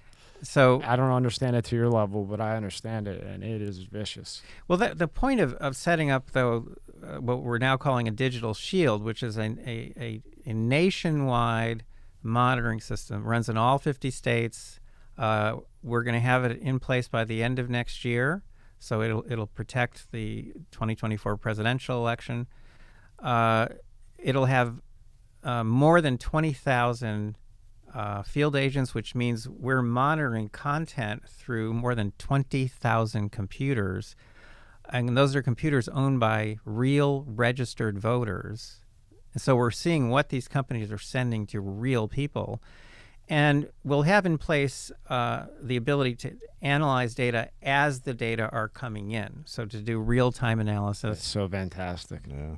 And we will announce every little shenanigan that we find, every irregularity, every piece of bias, every manipulation. We will announce it to journalists. We'll announce it to members of Congress, to attorneys general, Federal Election Commission.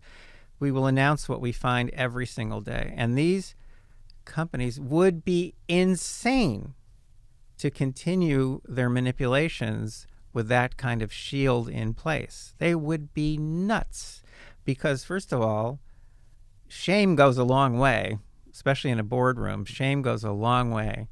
But it's not just the shame. And I think we're seeing that now with Twitter as you see them run. Oh, yeah. Because if they weren't ashamed, they would stay. And every day they're running. They're running as fast as they can and hiding. And there's even a few, we tried to get a few, but you can't find them. A few that left Google, it got so bad. And once you hear that they leave, who knows where they're at. I'm a big believer in shame. Not as a parent, but when dealing with a problem like this, shame them.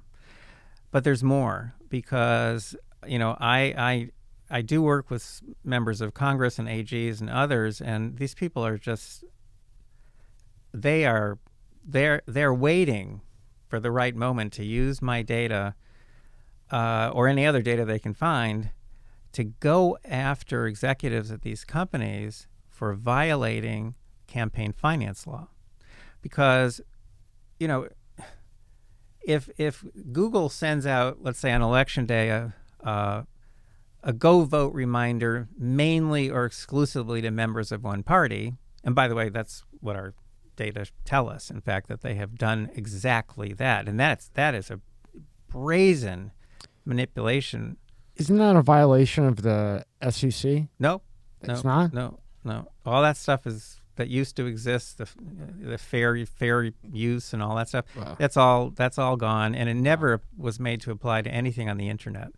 So the only law that they're violating has to do with campaign contributions, because although it costs them nothing, now think about that. That costs them nothing to manipulate millions of people on election day and literally send hundreds of thousands of extra votes to one party by just reminding them, go vote, go vote. And by the way, people get reminded multiple times because people view Google's homepage in the U.S. more than 500 million times a day.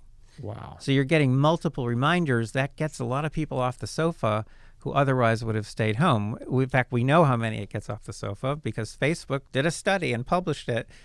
So we know how many people. Facebook in 2010 sent go vote reminders to 61 million of its members. Wow. And they had a control group, and they figured out who voted and who didn't, and they concluded that they had caused 340,000 more people to vote that day who otherwise would not have. I think they undershot that number, but that's just my opinion. The point is, even that number, though, can make a Alone, big right. difference in close elections. So here's Google doing a really blatant manipulation. That is sending go vote reminders mainly to members of one party, or more to members of one party than members of the other party, let's say. Cost them $0. Right? Wow. And it's ephemeral. So unless a monitoring system is in place like mine, no one ever knows that they even did it, except us. Now, the question, though, is what would it cost you to use their platform to do exactly that? 10 million, 50 million? That's the value of it. And so what they're doing is they're making these enormous in-kind campaign contributions over and over and over again with every manipulation without declaring them. And that is a felony. That is illegal. So that concept has not yet been tested in the courts, but I think with the data we have now, I think you're going to find in 2023 that's going to be tested. That it all comes together. Well, I think it will. I think next year, we're going to have this again, nationwide digital shield in place. I think we're going to see these companies back off from our elections, from our democracy, and back away from our kids.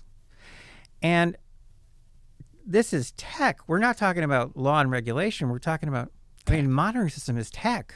So it's good tech fighting bad tech, and tech can move fast. You see? So no matter how fast they move, the monitoring systems will adapt. And whatever the next Google is, the monitoring systems will adapt and will Be on top of it. Well, and the point is, think of the alternative where no one is monitoring. And literally billions of these ephemeral experiences are being used maybe every day to manipulate people around the world, and no one is monitoring. They'll just go wild. Wild, wild, wild, wild. Well, wait a minute. But that's the status quo. Yeah. So they have gone wild. That's what I'm trying to say. They have gone wild. They've had complete freedom to do this. And is there awareness of this within the company? Oh, yes. We know this from whistleblowers, but also from a leak of emails that went to the Wall Street Journal in 2018. And a bunch of Google employees are chatting about how can we use ephemeral experiences. When I saw that phrase, I mean, really, my heart stopped. Yeah. I said, I can't believe they're actually using that, because that's what I've been studying. Yeah, like why not code it a little bit, buddy? Yeah. Right?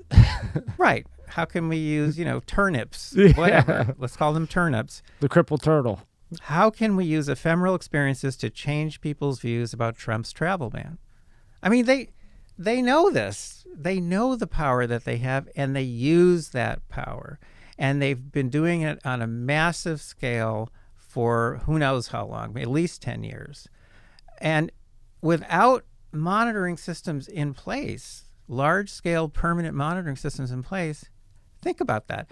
That means we will have no idea why the red wave fizzled to nothing. We will have pull no... up tab 2 again. I want to pull up some highlights on there that you had made. Yeah, you're right. And when I said wild, I mean wilder. If a guy like you isn't doing what you're doing, it gets wilder and wilder because there's no one tracking them, and if no one's tracking them, nobody's doing what you're doing. It's like the kid that has nobody to answer to. Well, and think about kids.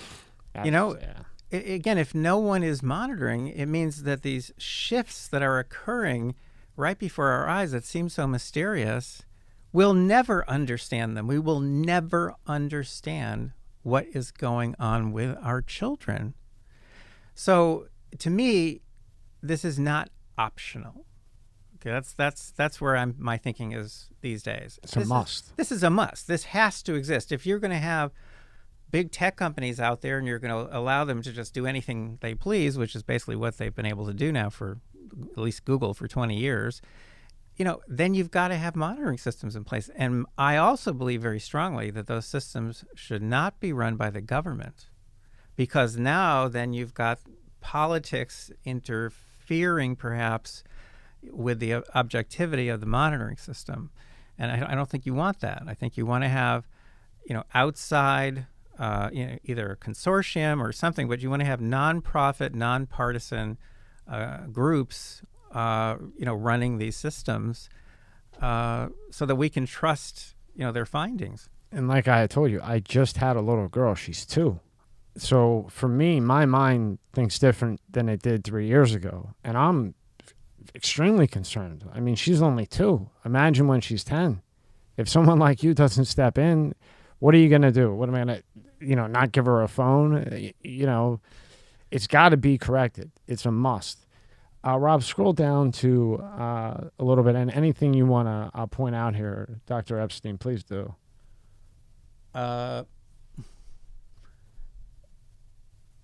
Well, okay, that's, first of all, what you're seeing there is an actual go vote reminder sent to a one of our liberal field agents. And, what we found is what we found in 2020 as well, which is that more of those were going to liberals and moderates than were going to conservatives.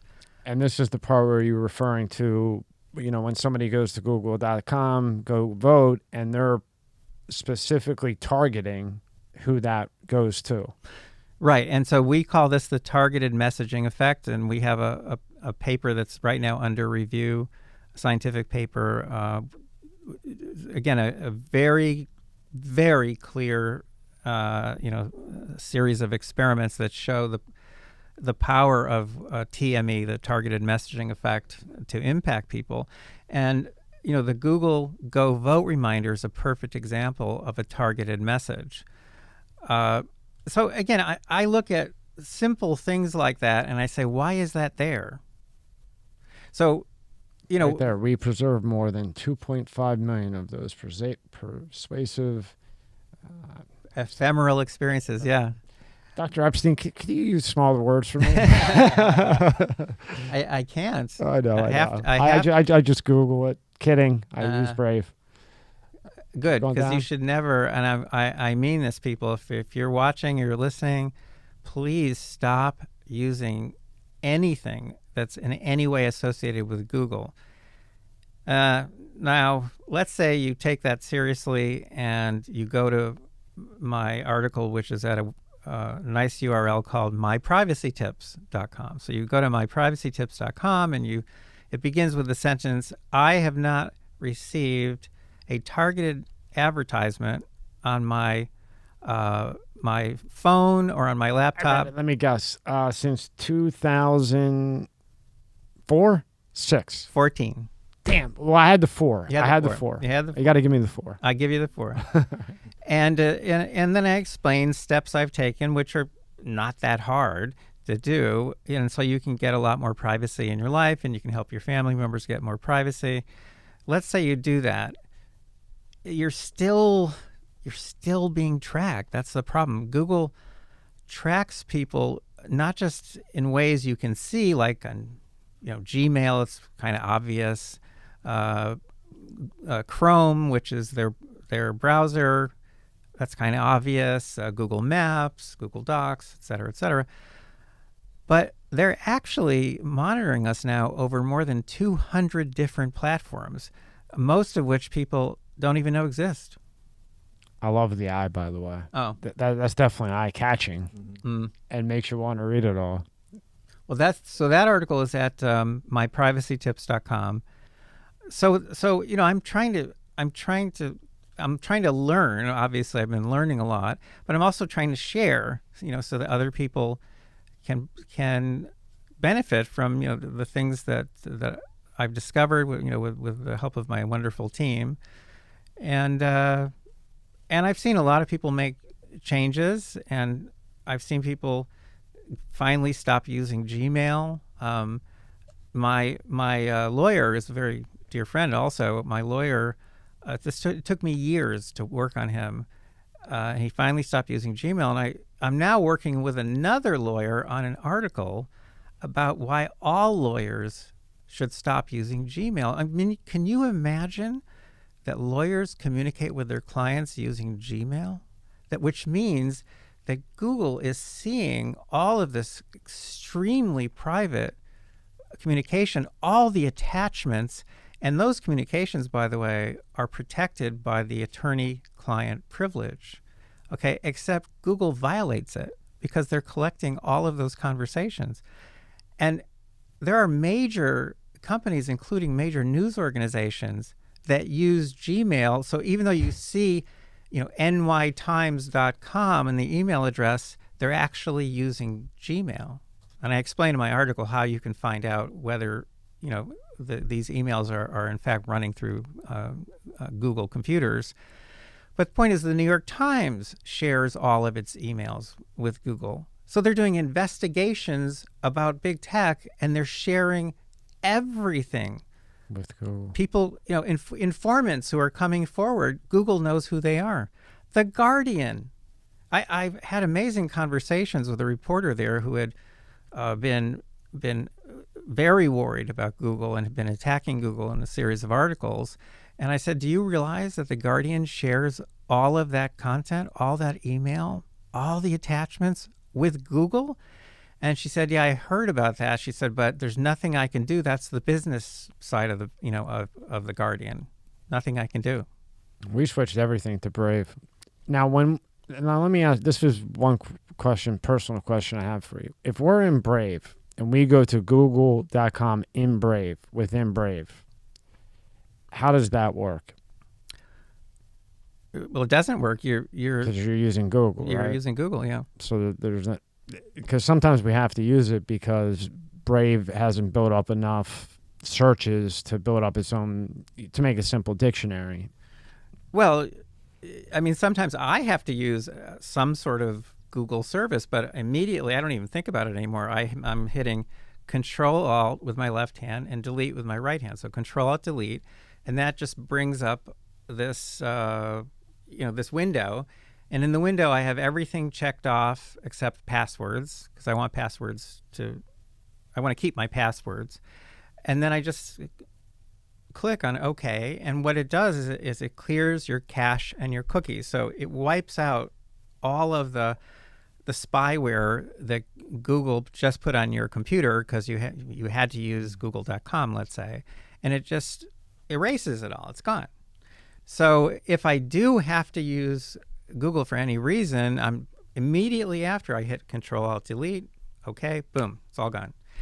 So I also use VPN, which stands for Virtual Private Network. Right. What's a good VPN? People always hear ExpressVPN, NordVPN, Tor, so on and so forth. Are any of them worth a damn? Well, I do update that article, the one that's at myprivacytips.com. So I do update that now and then, and I also give a link there to a privacy organization that's constantly looking at all the different alternatives that are out there, and it's rating them. And sometimes it kicks them off, by the way, and says, this like startpage.com, they kicked them off and said they're no longer protecting your privacy. What was that one? It's been around forever. Is it PAS? Is that what it's called? PIA. PIA, yeah, I'm sorry. What's your thoughts with them? They've been around quite a while. Right. Well, my favorite right now is not PIA, it's NordVPN. Yeah. You want to look at, where a company is based and what laws they're subject to. So for email, I very strongly recommend Proton Mail. They're based in Switzerland. Any company that's based in Switzerland is subject to very strict privacy laws. And I think Proton Mail does a great job. I also use Signal, which Edward Snowden, the guy who stole all the data from, the intelligence agencies, he recommends Signal. I love Signal. For those out there, it's just as good as iMessage. It's even blue. You even get the blue bubble. Yeah. I mean, it's great. It's great to send pictures. And if you have, unfortunately for you, if you're watching and you have an Android and you're trying to communicate with somebody with an Apple, you can use Signal and you don't have that blue-green issue when you try to send a picture or anything else. What happened with Wickr? I thought Wickr was secure. Right. And some friends old friends in Philadelphia had got themselves into some trouble. Those who were using Wickr all got themselves in trouble. Those who were using Signal did not. Right. What was the flaw within Wickr? if you're familiar. Well, I used to use Wicker. For me, the flaw was it never worked that well. But the point is, it's very hard for these companies that are trying to protect people's privacy. They have to be on top of the game. You know what I mean? They have to keep improving what they have. That's the same with monitoring systems. You can't just you can't stay still. You have to keep improving, which requires a lot of effort and a lot of money. And a lot of these these privacy protecting apps, they don't charge. They don't charge people. So they're constantly desperate for money, and then sometimes they're not putting in the right level of technical expertise that they need to have. So Signal so far has been doing a fabulous job, and my team and we keep an eye on these things. And then again, I do give out a link frequently to an organization that also keeps an eye on these things, and the recommendations that I make or this other organization makes, they're going to change. They'll change from time to time. I used to recommend StartPage for search. Then StartPage, which started out in Switzerland, it got bought by an American marketing company. And then a whistleblower from StartPage contacted me. Sometimes, by the way, I'm contacted by people at Google who haven't even become whistleblowers yet. They're just thinking of becoming a whistleblower. And so this woman from StartPage actually told me a bunch of stuff. And I said, uh-oh. So, we're talking about a landscape that's constantly changing, and that's not going to stop. So, there have to be places where we can all go that we trust, where we can learn how to do the best we can do to, achieve whatever we're trying to achieve.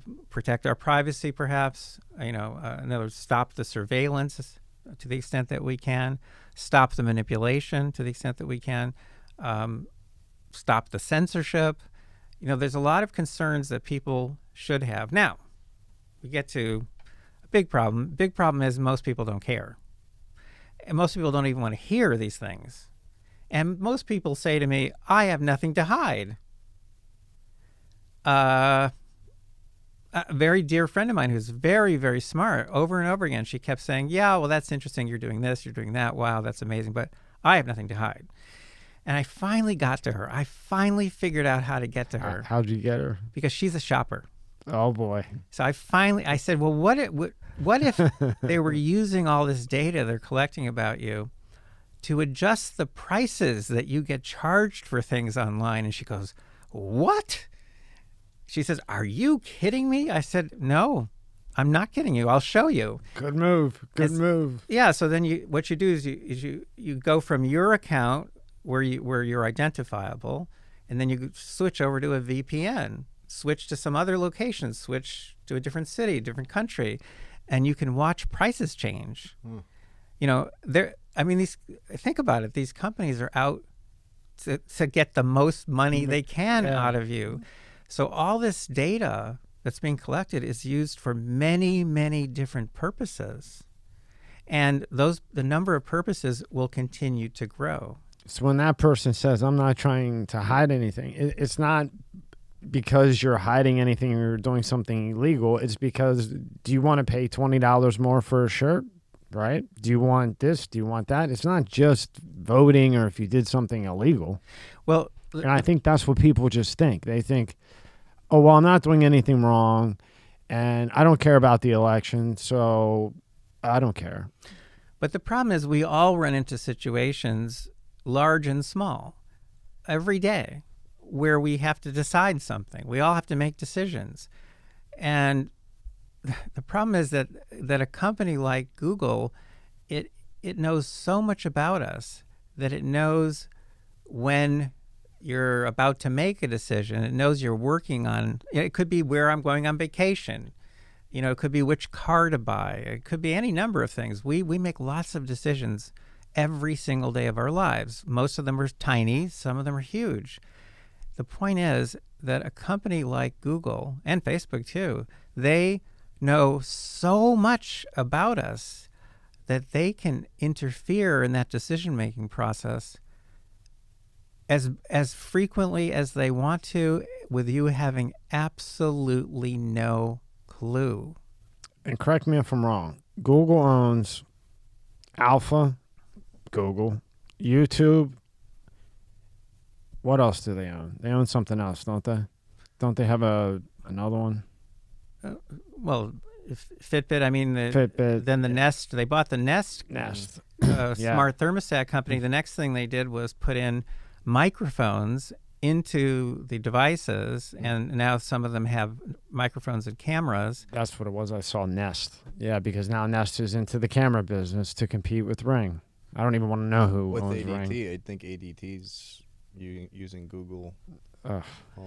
Well, Google, you can look this up. Google gets patents, has gotten patents over the years for how to interpret data, auditory data, sounds in a house, to figure out things like whether or not, a couple, if there's a couple there, if they're getting along with each other, or do they need therapy? Are the kids behaving properly? How's the sex life? I mean, just from sounds that they're picking up. Yeah. So they want lots of microphones in your house. I'm sure they do.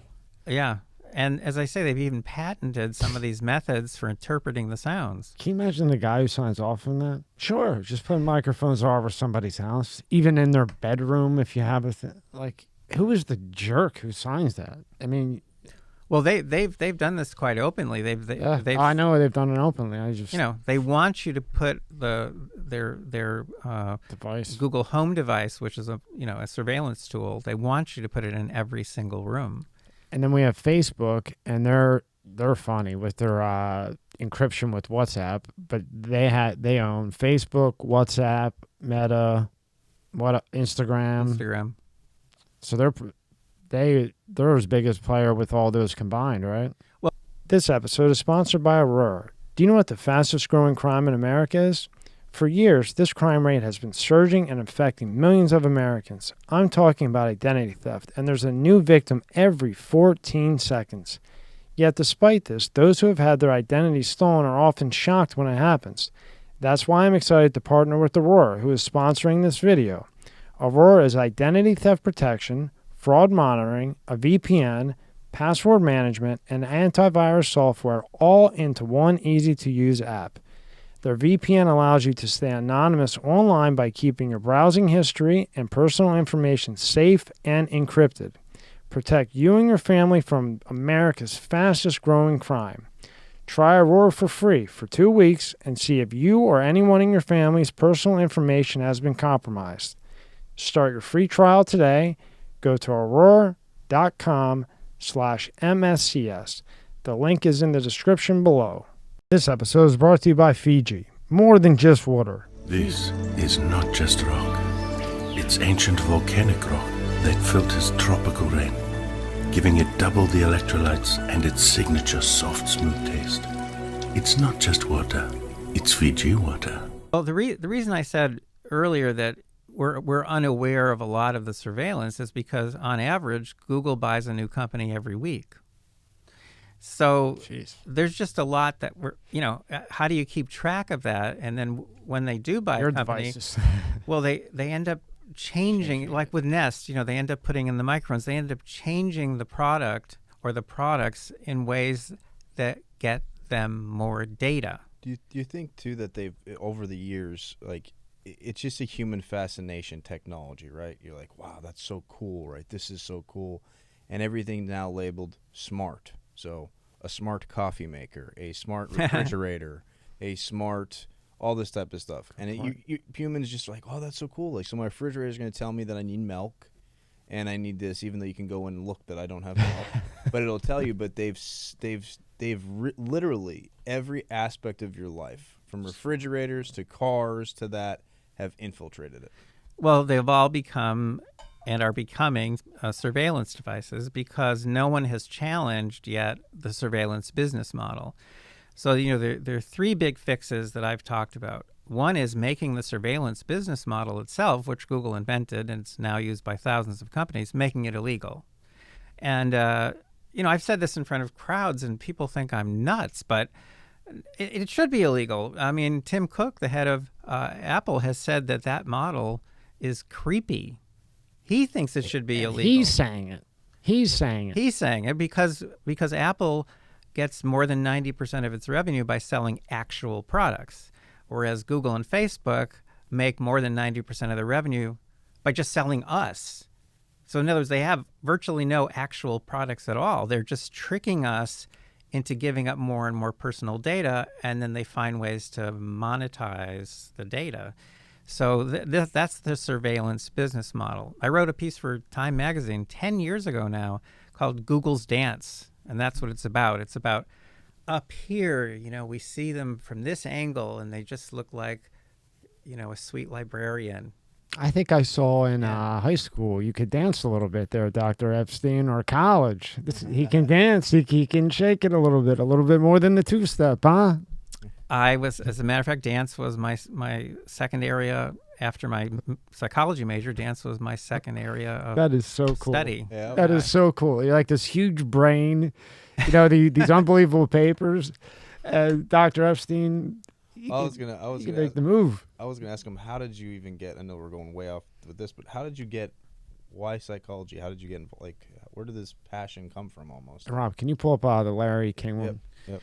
It actually started with a religious calling. Believe it or not, I felt I had a calling when I was to Yes, and I did in fact go to Israel, and I spent 6 months there. And part of the time I was in an Orthodox religious academy called the Yeshiva, and but I had also brought some psychology books with me, so I ended up,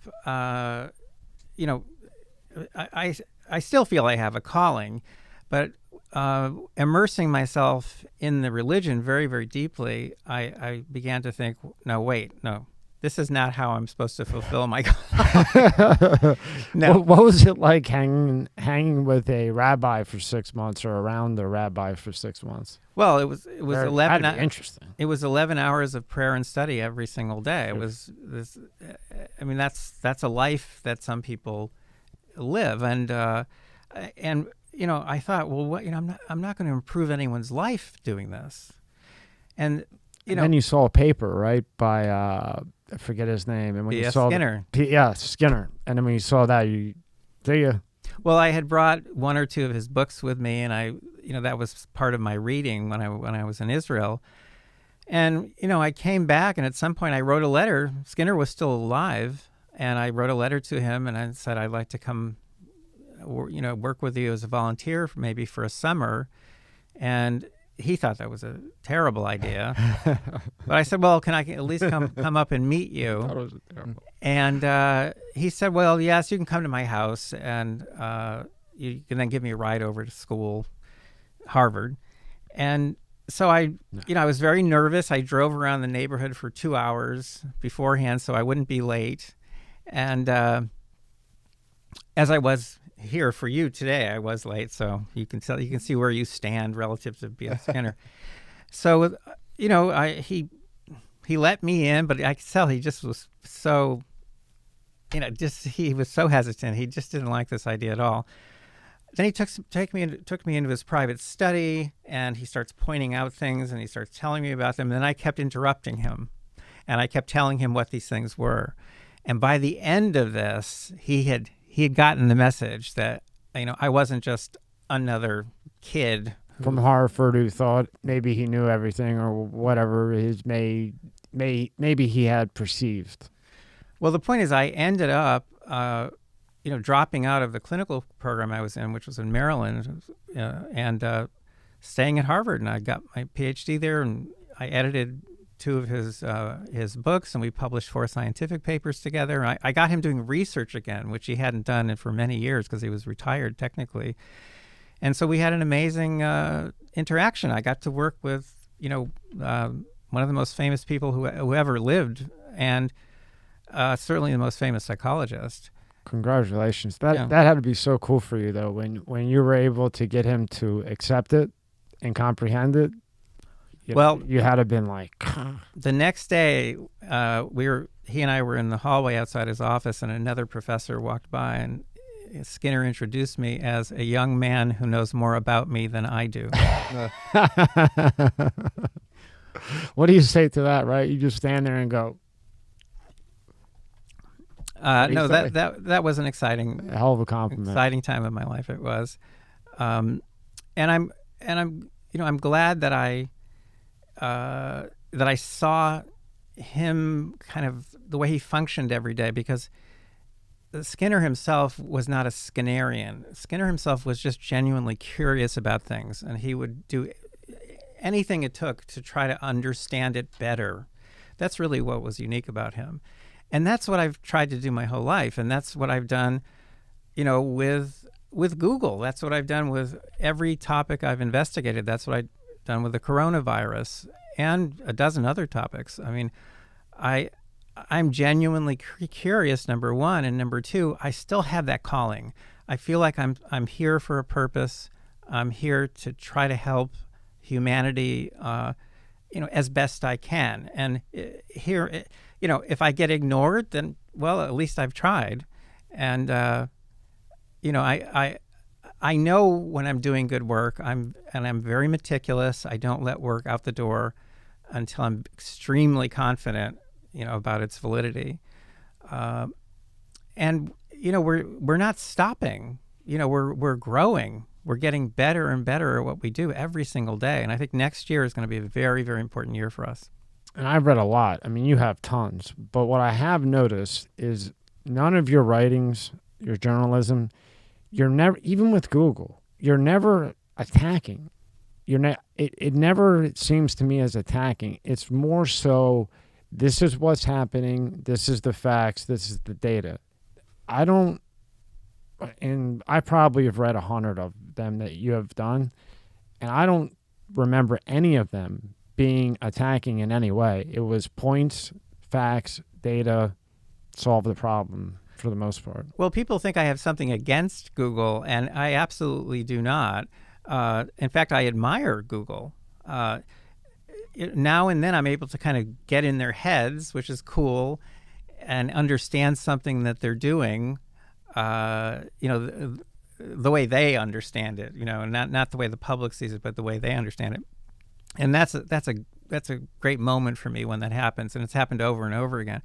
But I don't dislike anyone there, and I don't have anything against the company.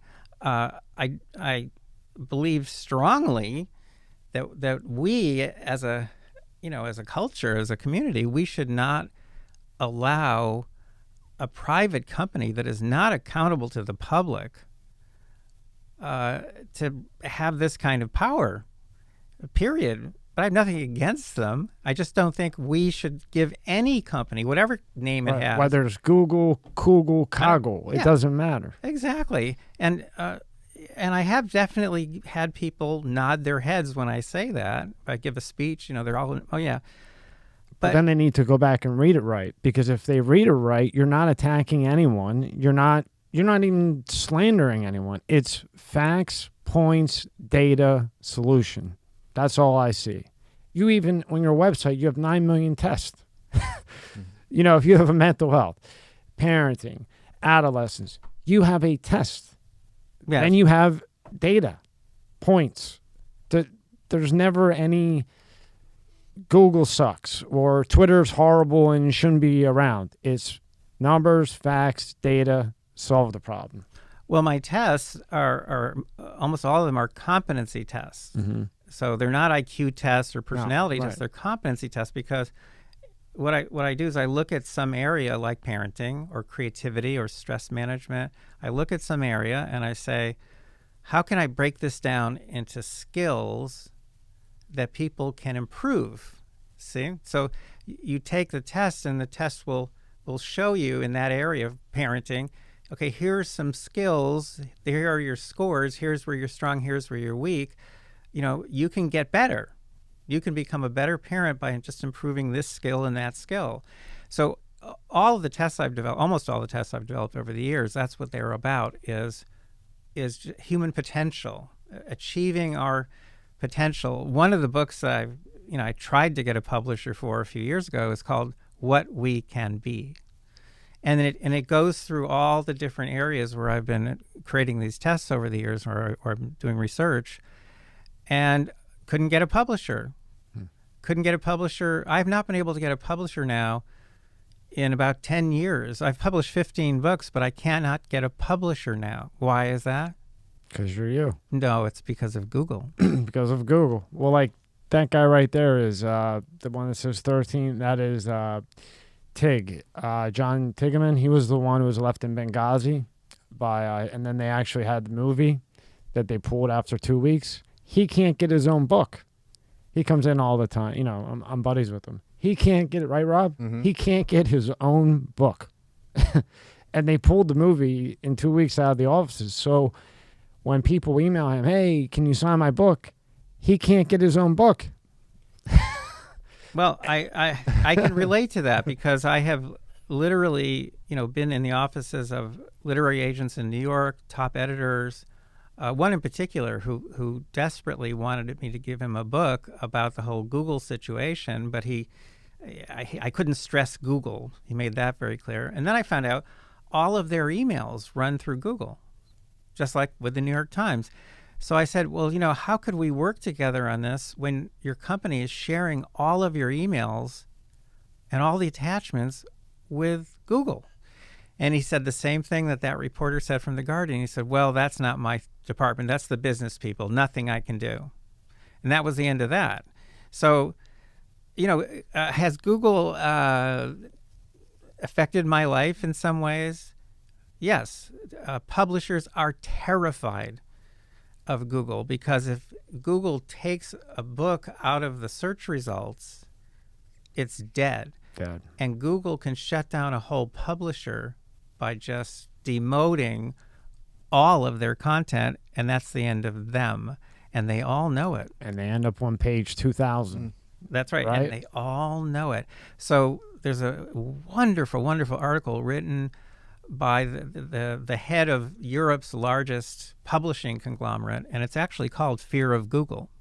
He said every single decision that they make has to take Google into account because they live in constant fear that they're going to do something that's going to get them demoted or that's going to get them bankrupt. Well, yeah.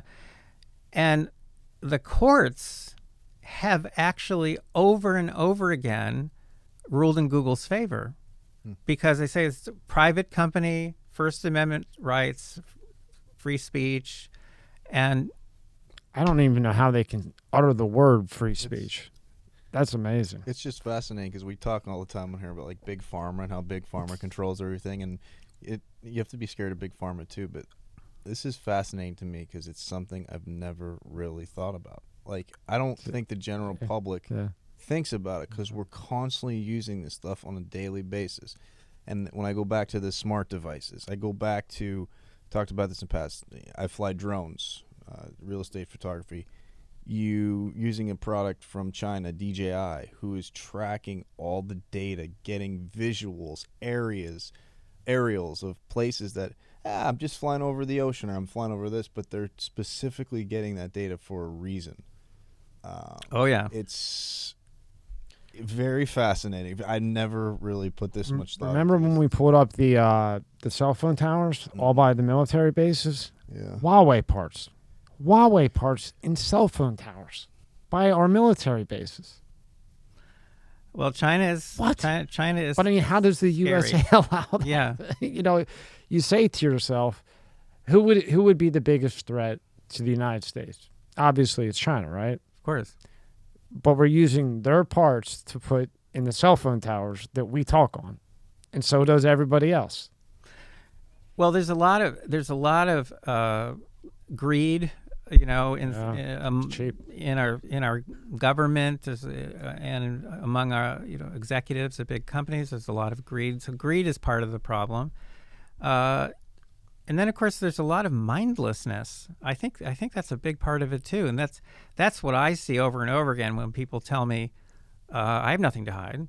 They're not understanding just how dangerous these powers are. When you say that, I think of lawyers, and I've had some some very, very expensive lawyers in the past, and they used Gmail. Yeah. So when you say that, that's just so correct.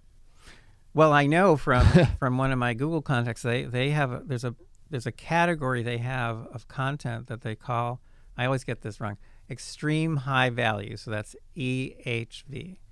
So that means that's communications that are going in and out of the New York Times, that are going in and out of The Economist, the Financial Times, hundreds, and of course UCLA and all the entire UC system, Columbia University.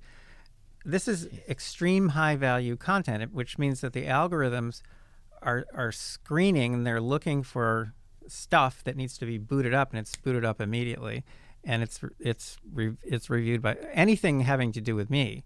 Obviously, is scrutinized very carefully, but they're scrutinizing a ton of other stuff that they should not even have access to. And again, there's a kind of mindlessness here. They provide all of G Suite, all their business services for free to any educational institution. For a reason.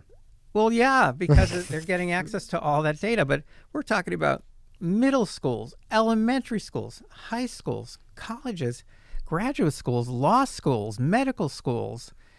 Yeah. See, I always thought, whenever I thought of this, I always thought greed. And what else do we think? We always thought it was greed and persuasion. But now when you brought up that lawyer thing, it clicked with me. It's mindlessness.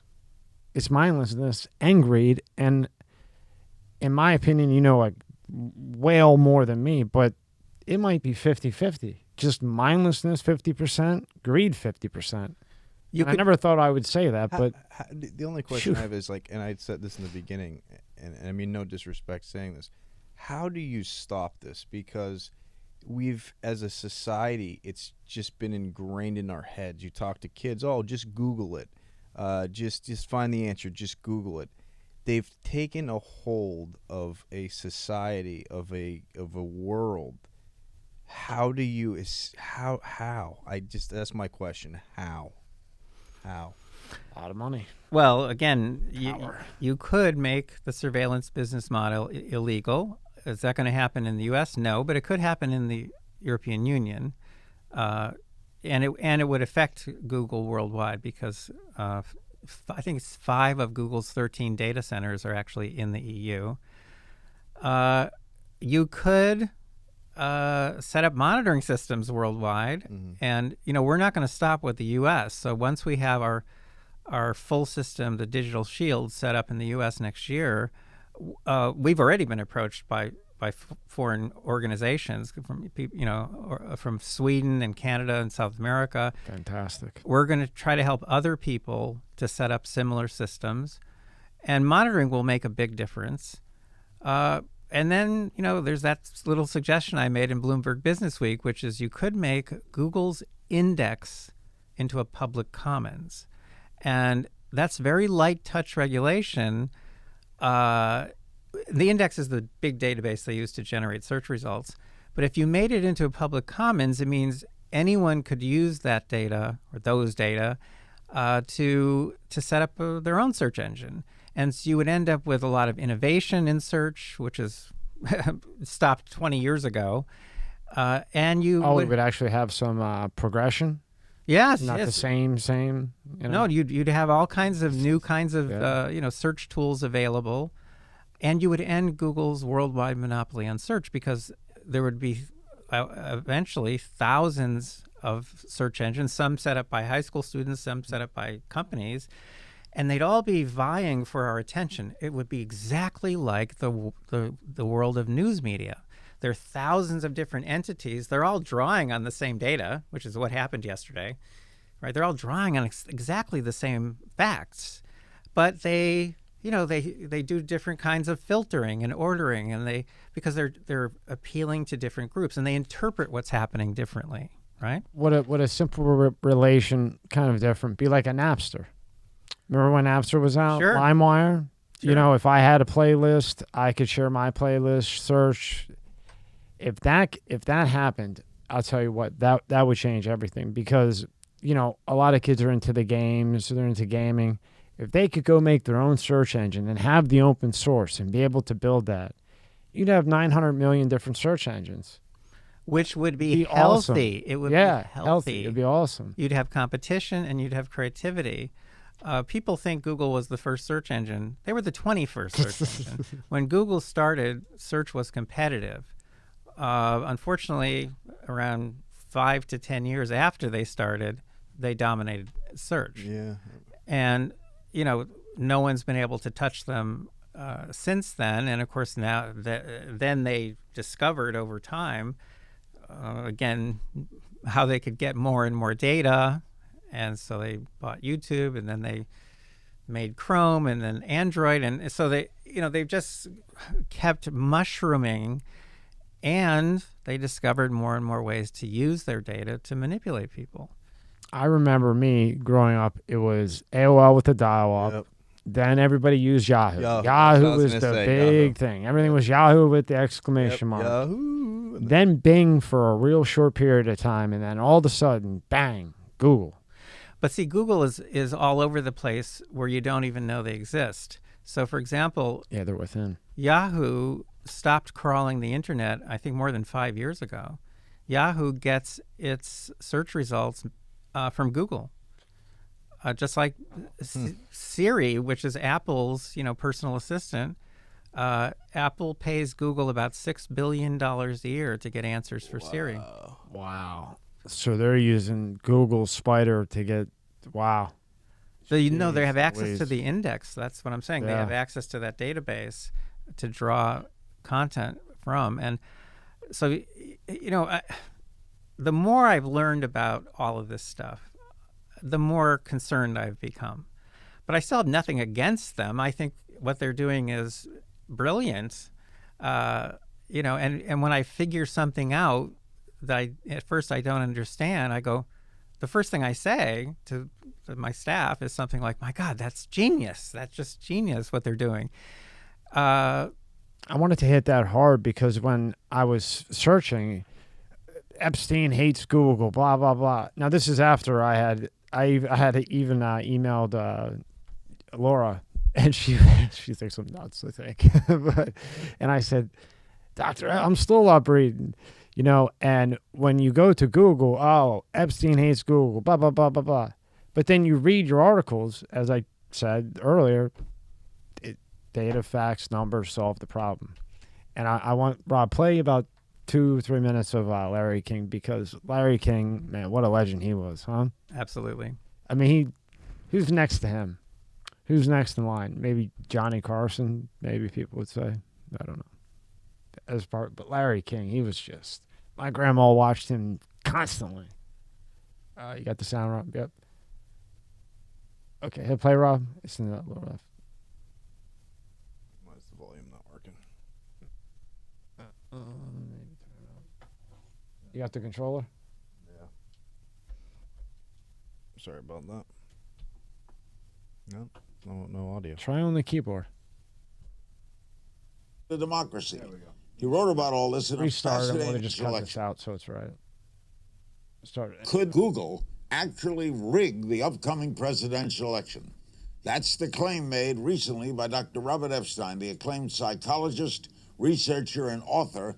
And he goes on to warn that search engine manipulation on sites like Google is a danger to democracy. He wrote about all this in a fascinating piece for Politico. Let's find out more as Dr. Epstein joins me from San Diego. All right, how could Google, this is a tough word, how could Google rig an election? Well, unfortunately, Larry, they could do it quite easily. They could even do it in their sleep, because they could do it by tinkering with search rankings deliberately. That's if an executive or a rogue employee wanted to do it. But it turns out they could also do it just by their algorithm. If the algorithm favors one candidate in its search rankings, that can drive literally, according to our new research, millions of votes toward that candidate. It literally shifts the voting preferences of the voters who are undecided And of course, as you know, those are the people who decide who wins in a close election. Can you explain to me, if I'm going to the polls, what they could do on Google as an undecided, I'm undecided, to make me pull the lever one way or the other? What I would love they Larry do? King. What a good question. Keep it Well, they don't have to playing, do much. Again, we've conducted multiple experiments now with thousands of people in several countries, both hypothetical experiments and experiments with real voters in the middle of a real election. And basically, all they have to do is put favorable search results high up in rankings, because what we've all learned is that what's higher up in search rankings is better and truer. That's why 50% of all of our clicks go to the top 2 search items, because we've learned that what's at the top is better and more true. So it turns out that that same phenomenon can be used to alter people's opinions, alter people's thinking, and alter people's voting. Okay, give me a hypothetical example. I'll set the stage. It's Biden versus Cruz, okay? What happens on Google to make me undecided to vote for Biden? so good. Okay, if Google, or just its algorithm, even without any meddling by Google employees, if Google or its algorithm basically puts search results that make Biden look good, and make Biden look better than Cruz. Yep. All right. What do you mean by a search result? Give me the example. What would it say on Google?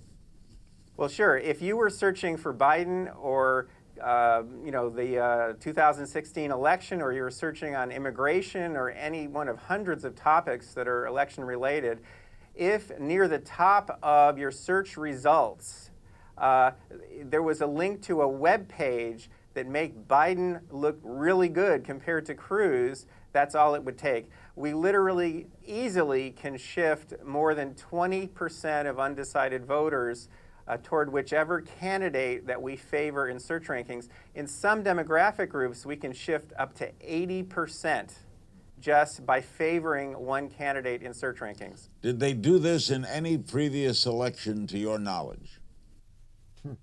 Was it done deliberately? That I can't say. But does the search algorithm itself favor candidates in elections? Yes, positively. We've documented this in the recent national election in India, and Google's own data suggests that Obama was very much favored in both the 2008 and the 2012 presidential elections in their searches. Would this take the head of Google? Nobody's like Larry King. Larry King is just so good. Yeah. And you were so good on there, Dr. Epstein. You really were. Now that was, what was that? The 4th of September, 2015. Okay. Now here we are today. How aggressive difference have you seen in the last 7 years with Google from the time you did this? Well, I've seen 2 things really. One is they're getting more aggressive. In other words, they're not just perfecting their techniques of influence, but they're using more of them, and they're using them in a way that affects people more. So that's happening.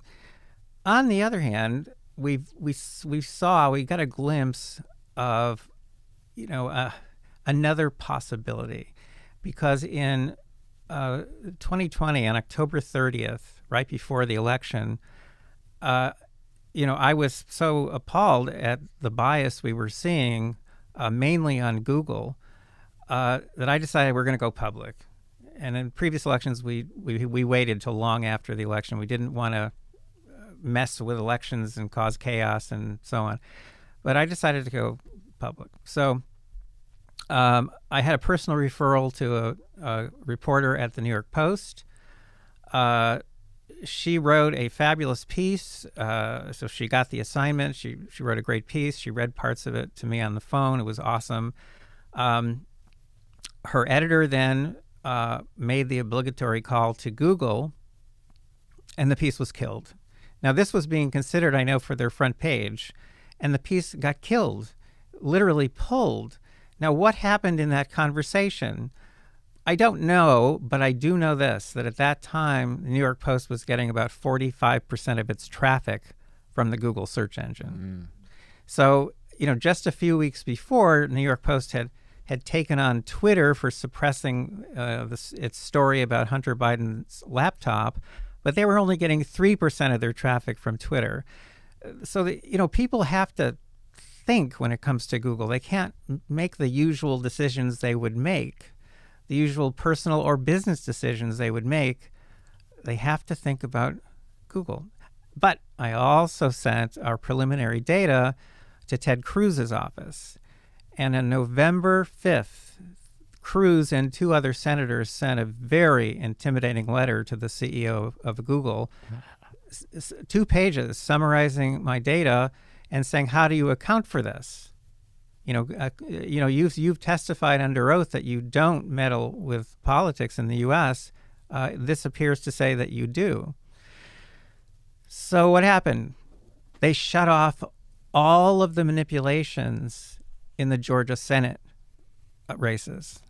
They shut them off. Wow. Like that. Like a light. Like flipping a light switch, as a Google whistleblower put it to me later. It's like flipping a light switch. And they have that ability, and they did it. They turned off the manipulations. There was no bias. We'd never seen that before. There was zero bias in Google search results, no political bias at all. They were 0, 0, 0. And they sent no one a go vote reminder. Now, when you saw that happen, you probably knew that they could do it, but when you actually saw it happen, where they can just flip a light and turn it off that quick, even though you knew maybe subconsciously that they could probably do that, but that quick like that, did that just blow your mind? Well, look, I mean, what goes through a mind like yours when you see that? I believed at that time that they could not do that. Oh, okay. And then, that particular whistleblower, Zach Voorhees, he explained how it works, and he also pointed me to one of the documents that he had taken with him when he left the company, and it's a manual to a system called Twiddler. And what is it for? Re-ranking search results. Holy They have a whole shit. system that exists just for that purpose. Holy shit. Yeah. That's all you could say. What I'm trying to say is that, yes, they've become more aggressive, in a way more arrogant, but we've also found kind of a weak spot.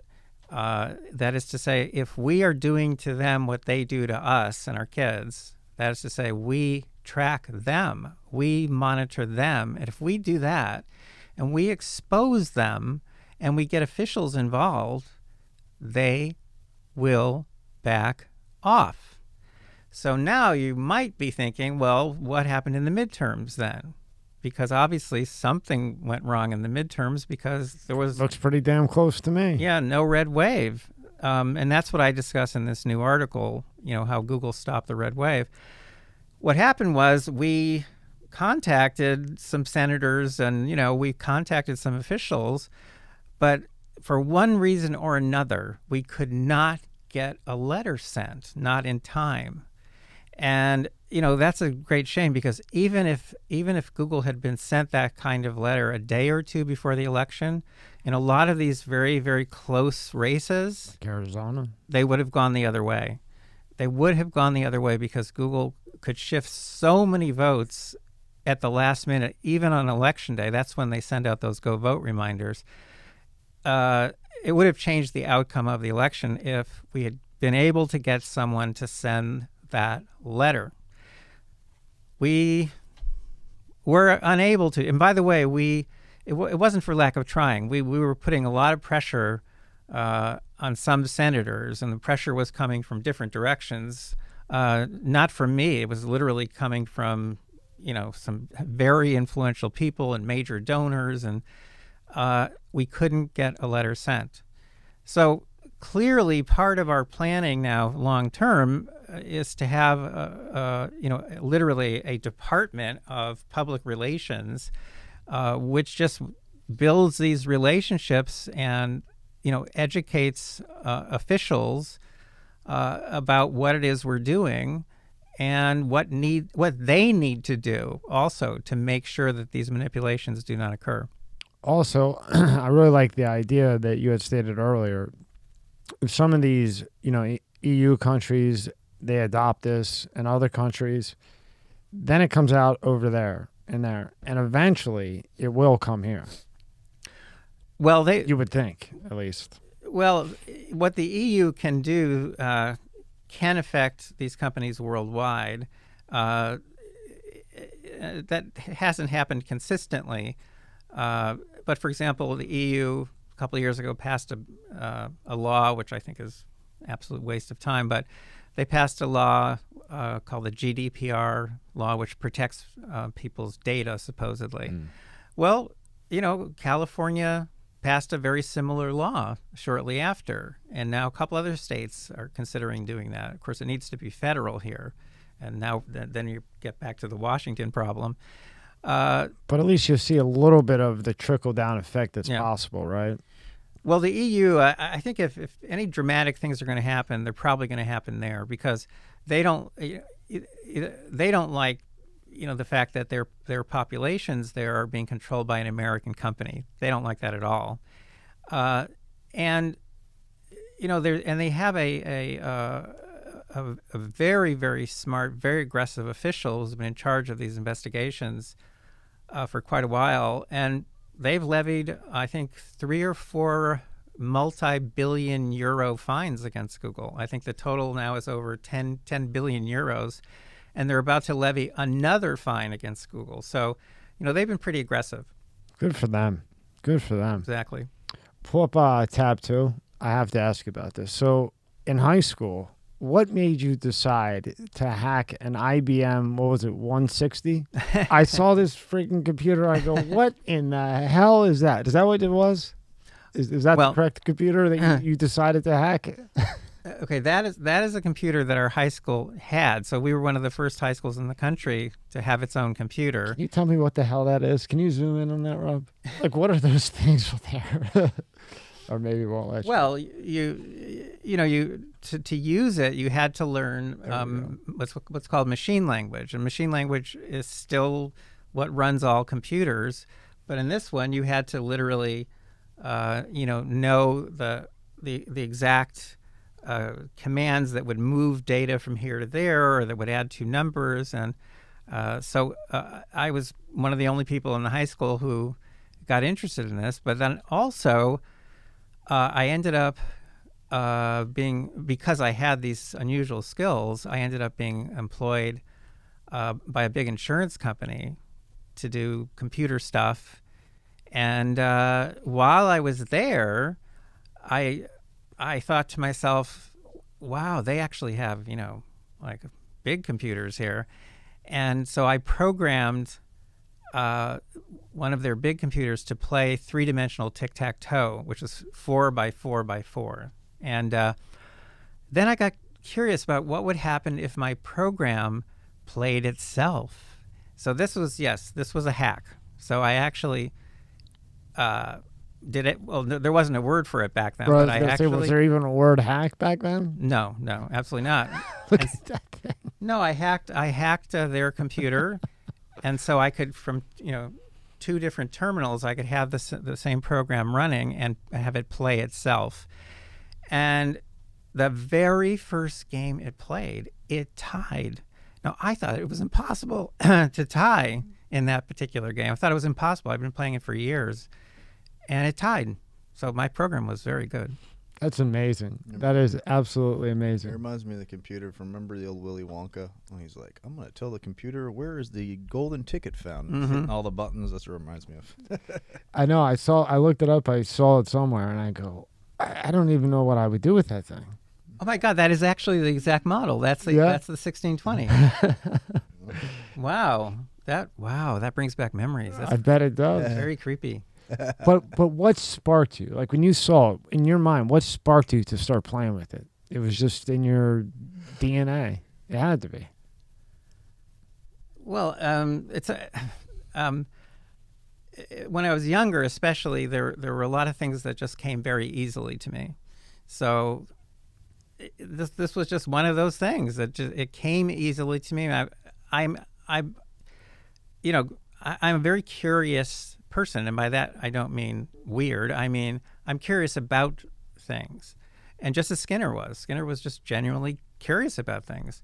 And so when I see something like that, I go, oh, how does that work? And my mom, who's 96, barely hanging on, my mom tells me that when I was a little boy, I loved taking things apart, anything at all, lamps, clocks, whatever, anything at all. And she said, and what was unusual was that you could put them back together. And that's what I think that's the story of my life. I get curious about things. I take them apart, figure out how they work, put them back together. And that's what I do. I love it. I love what I do, except for the scary part. I don't like that part. One of the big things on your website that I really liked was mental health. It's a huge problem. I just had a friend not too long ago. I was on the phone with him. He killed himself. He was in the military in the Cold War. They cut his overtime at the VA. The VA. He worked for me when I had an engineering firm, but his home was like the VA. He never got help when he got out. When he got out, he came home. He thought his wife was in the shower with another guy, but really, she was just in the shower. He got no help. He was stuck out there in the forest for 3 months, Rob? Mm-hmm. Something nuts. And he just shot up the place. No help at all. Just, here, go home. You've been in the forest for 3 months eating snakes or whatever. You lost one of your buddies. Just go home now. Shot up the place. Long story short, COVID hits. And the VA was his home because that's where he felt comfortable, whatever.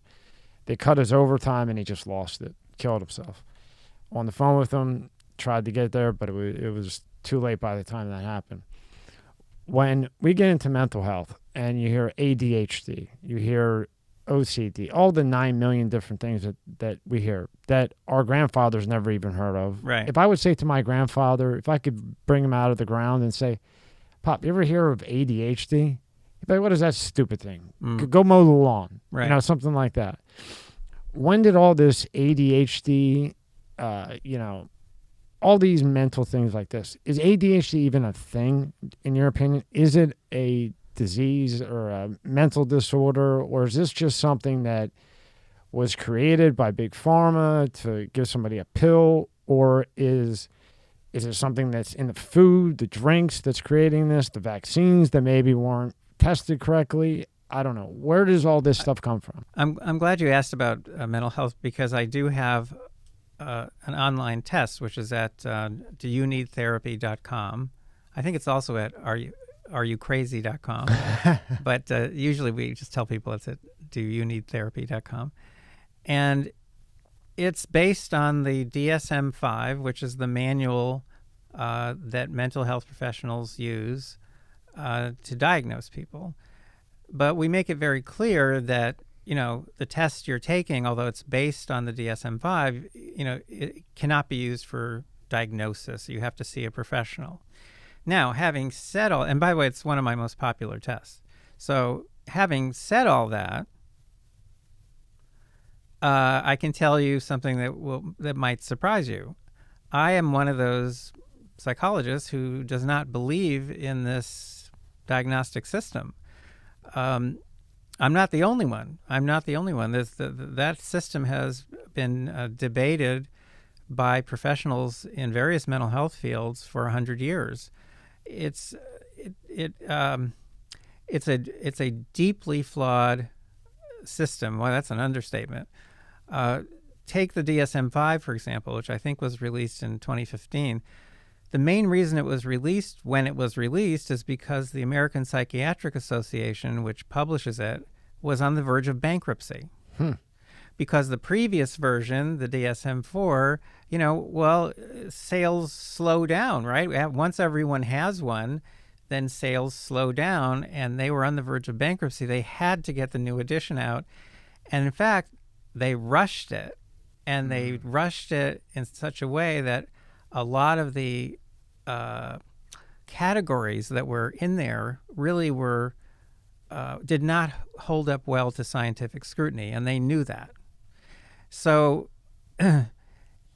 it's a fundamentally flawed diagnostic system. There's, to my knowledge, not a single diagnostic category in that big book that has ever been shown to correspond to actual properties of the brain or the body. Now think about that. Nothing in there about the antagonist, nothing. The serotonin, dopamine. Wow. Nope. What kind of study is that? Now, it's called the medical model, but in medicine, labels work a little differently. If you go to a medical doctor with pain, and that physician might say, "Oh, this could be appendicitis," and now you have a tentative diagnosis, but then they run tests. See, there's the tests, and the tests either confirm or disconfirm the diagnosis. Okay, we skip the test part. we just you just go, here, take this. We just put a label on someone, and that's important if you're a therapist. You put a label on someone so you can collect the insurance money. You can't get the insurance money unless you put a label on somebody. You have to put at least one label. Sometimes. Can I tell you a quick story? Sure. That's why I go to a therapist, right? And he got so sick and tired of dealing with the insurance companies because, for an example, Klonopin, he would never prescribe Xanax. He thought it was too much, too strong. But if you had anxiety, Klonopin for a little while. Well, in this case, he felt that the generic Klonopin was night and day versus the brand name. So when he would write a prescription and write brand name on it for his patients, because he cared about his patients, he wasn't just out for the buck or whatever it was, the insurance companies would give him hell constantly. So after 2 or 3 years of me going to him, he had already been in practice, forever. He said, "You know what? If I lose everything, I don't care. I'm not doing this anymore. I'm not writing my patients bullshit generic drugs that I know that the brand name works 1,000 times better in certain instances than the generic." He moved his office. He went cash only, didn't lose one patient. In fact, he gained more patients, and it was cash only, and he was booked 9 patients a day. Now, we're in Palm Beach Island, so you know what's up the street, so it's a very high-end area. But just the fact that even though he went to that, and the fact that he cared about his patients and would not prescribe bullshit that was not going to work, it would, if anything, just give side effects and more for the liver to process, kidneys, so on and so forth. And that's what he did. And I thought that was really admirable as a therapist. Just had to throw that in there. Well, unfortunately, the mental health profession is so locked in. It's locked into big pharma. It's locked into this diagnostic system, the so-called medical model, that even the people who who are kind of like me and who speak up, even some very well-respected people in the field, they've made no difference, absolutely no difference. And in fact, what's happening now is that the pharmaceutical companies have been trying to expand the number of professionals who can write prescriptions. So they're in some areas now, like in veterans facilities, I think, psychologists who don't have medical degrees can prescribe. And that's what the drug companies want. They want more and more people to be able to prescribe. So we've got, overuse of medication is a huge problem. And then we've got a faulty labeling system. And by the way, it is really faulty because, again, imagine a medical doctor saying to you, you might have appendicitis, and then they just go ahead with the treatment never having done a test, no blood test, no urine test, no x-rays, nothing. They do the tests to confirm or disconfirm a diagnosis. We don't do the tests because not one of the labels that we use has ever been shown to correspond to some physical correlate. We don't do the tests. So, what do we do? Throw the whole thing out, the whole diagnostic system? Well, it should be rethought, certainly, and we shouldn't rush to press with a new bunch of labels without having the science in place. Because the labels are so shaky, what this means is that it's hard to get two different therapists to agree on the same diagnosis. So. Oh, and by the way, that therapist that I was speaking of, they took his license. Oh, really? Mhm. Oh. The whole nine. Sad ending. The whole nine.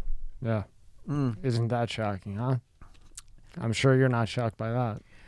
Well, there's a lot of imperfection in the world, and I'm such an idealistic person that it's hard for me to get used to it. I will never get used to it. I'll go to my grave and I'll just be kind of whining. Why is there so much imperfection in the world? So is there an ADHD? Is that such a thing? Because we never heard about it when we were kids, and our dads, you never heard of anything like that. Where did all this come from? This ADHD, all these mental health diagnoses, as you said, or names, as you said, are they real?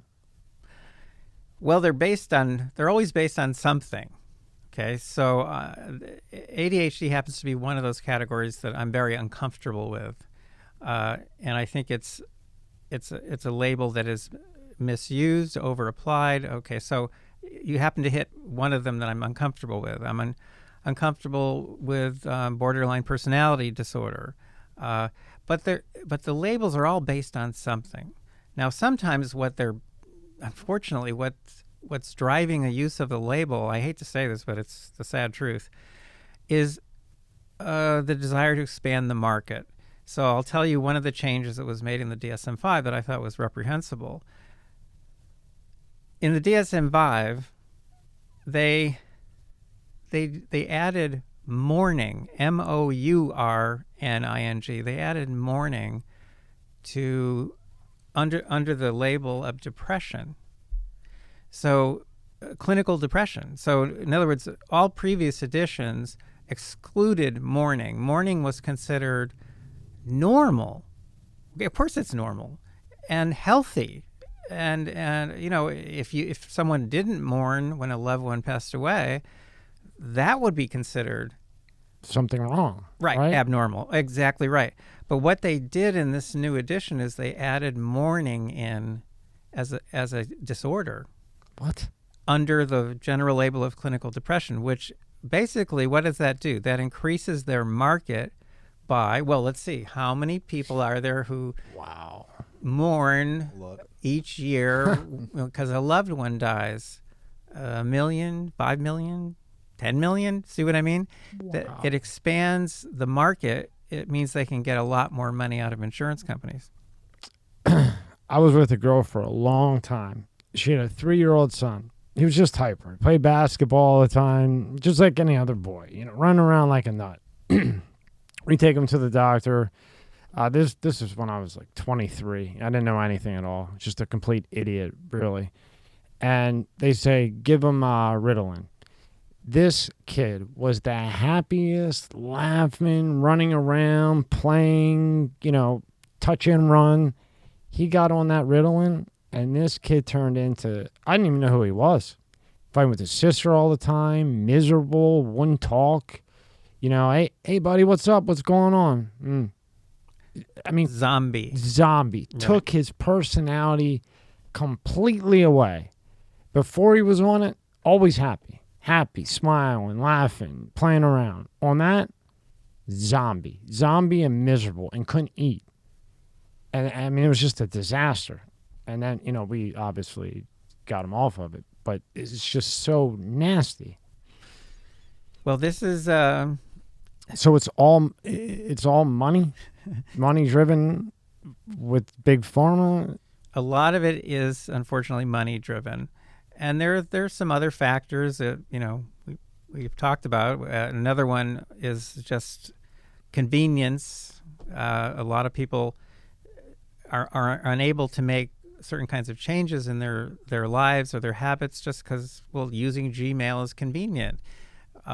Using Google Maps is convenient. It's, it would take a lot of effort for me to switch over. I get that all the time, including yesterday. I mean, someone writing to me and I'm trying to explain to them, no, it's actually easy to switch over to an email service that protects your privacy. Just on Gmail, set it up so that it automatically forwards any incoming emails to your new Proton Mail. So now you only have to check your Proton Mail. The Gmails come in. When you reply, you're replying from your new Proton Mail, so people automatically get it. And you haven't lost any of the Gmail stuff. It's still there. You can check it anytime you want. But see, it's really easy to switch, super easy. Now, when you apply that to the mental health, yeah, those who they're just all over the place. Instead of saying ADHD, is that really just the brain misfiring? And there's other ways, like I know you've made some. You should see some of this, Rob. You've made some games. You've made exercises, some unbelievable things as an alternative to take this, take that.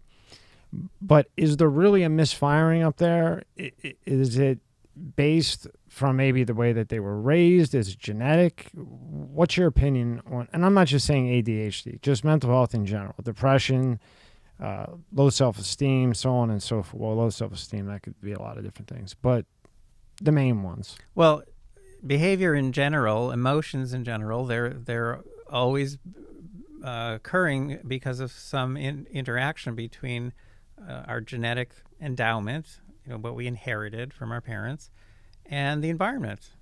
So every single thing, whether it's functioning well or functioning poorly, it involves both, some combination. For different kinds of problems, the genes might play more of a role or less of a role. But the problem is that, especially in the mental health field, the real culprit is the brain. And we don't really know much about how the brain works. Now, I realize that, we all see headlines all the time suggesting amazing breakthroughs in neuroscience, but still, we actually know just about nothing about the brain. We don't even understand how it produces intelligence. We don't understand even the first thing about memory. I did a piece for Discover magazine on the aging brain. Don't read it. Do not read it. It will depress you for years. It's called Brutal Truths About the Aging Brain. Do not read it. I've said it 3 times now. Warning. I've heard. I used to get this saying from my grandfather: if one birdie tells you okay, if 2 birdie tells you okay, the third one, lying. That's what he was saying. Yeah. Well, the point is that the one of the people I interviewed when I wrote that piece was a Nobel laureate, professor at Columbia University, and he was in his 80s, still working hard though. And I asked him things like, "Well, when were you, at your peak intellectually?" And he said, "Oh, probably in his 20s," and things like that. But he had won the Nobel Prize for learning about something about, anyway, the neural basis of memory. He was using sea slugs, not people, sea slugs. So I said to him, "So how long is it going to be before we finally understand how memory works?" And he said, 100 years. And he won a Nobel Prize for that work. In other words, we don't understand how the brain works. A piece that I just published last year in Discover magazine, I think it's one of the best pieces I've ever done. You can get to it at brainastransducer.com, in which I suggest that the brain is not a computer. I've written about that before, but in this time I'm actually offering an alternative notion, which is that the brain is actually a transducer, like a microphone is a transducer. In fact, I talk about microphones. A transducer takes a signal from one medium.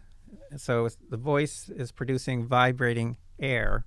See if I can block it. Say I can block some of the air, and it affects the sound. Mm-hmm. And then the mic is a transducer. It's taking those vibrations and it's turning it into an electrical signal that is waving, varying with the same pattern, one hopes, as the vibrating air. The more accurate the transducer, the better it replicates that pattern of waves. And then it sends it down a wire and so on and so forth. So The frequencies, right? yeah. Well, that would be the frequencies going to the brain. Well, the point Am I is understanding that right? it's the point is that it's taking a signal. A transducer takes a signal from one medium, like air, and puts it into another medium, like a wire. So in this article, I suggest that the brain is a transducer. The reason why we can't understand how it works, and all efforts to compare it to computers have completely failed. It works nothing like a computer, that's for sure. I'm suggesting that the brain Don't go back to sleep. connects Scroll through that a little bit, Rob. that the brain connects our universe with a parallel universe. I'm So, I'm with you on that one. As we sit here and have Bob Lazar's little UFO. Yeah, this is the article here. yeah. So I was astonished that a few days after this came out, a professor of neurosurgery at NYU published an article which was almost as long as my article, praising my article and praising this theory, which I call neural transduction theory. And he said it's the most sensible thing he's seen about the brain in many years. And he's a professor of neurosurgery. And, I've since then talked to physicists and I've talked to neuroscientists, and there are some people who I might end up working with to test this theory. This is a testable theory. This is not like a lot of theories that you can't test. You could test it because we have neuroscience labs around the world, and no one's ever looked at the brain looking for some sign that it's actually taking, whatever is coming in, all these sensations that are coming in, and maybe it's sending them somewhere that we, don't automatically see, but maybe we could detect if we were looking for it. Did you see Graham Hancock's new documentary on the apocalypse? What do you call it? The architectural apocalypse? No. Okay, he was in the Amazon, everything, studying the pyramids and everything else. And his buddy Randall, who was working with him, he had Tesla's writings that the government had taken, sealed, the whole nine. He had gotten them.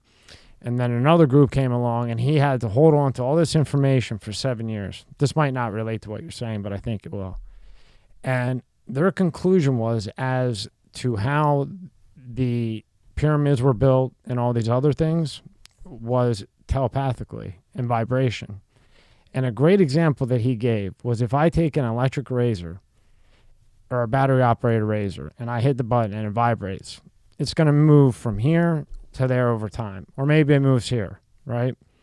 So in theory, if that vibrates and it moves, in theory, if what they're saying, which is they're saying that they found architectural facts that would state that there was humans active 100,000 years ago, that's 100,000 years ago.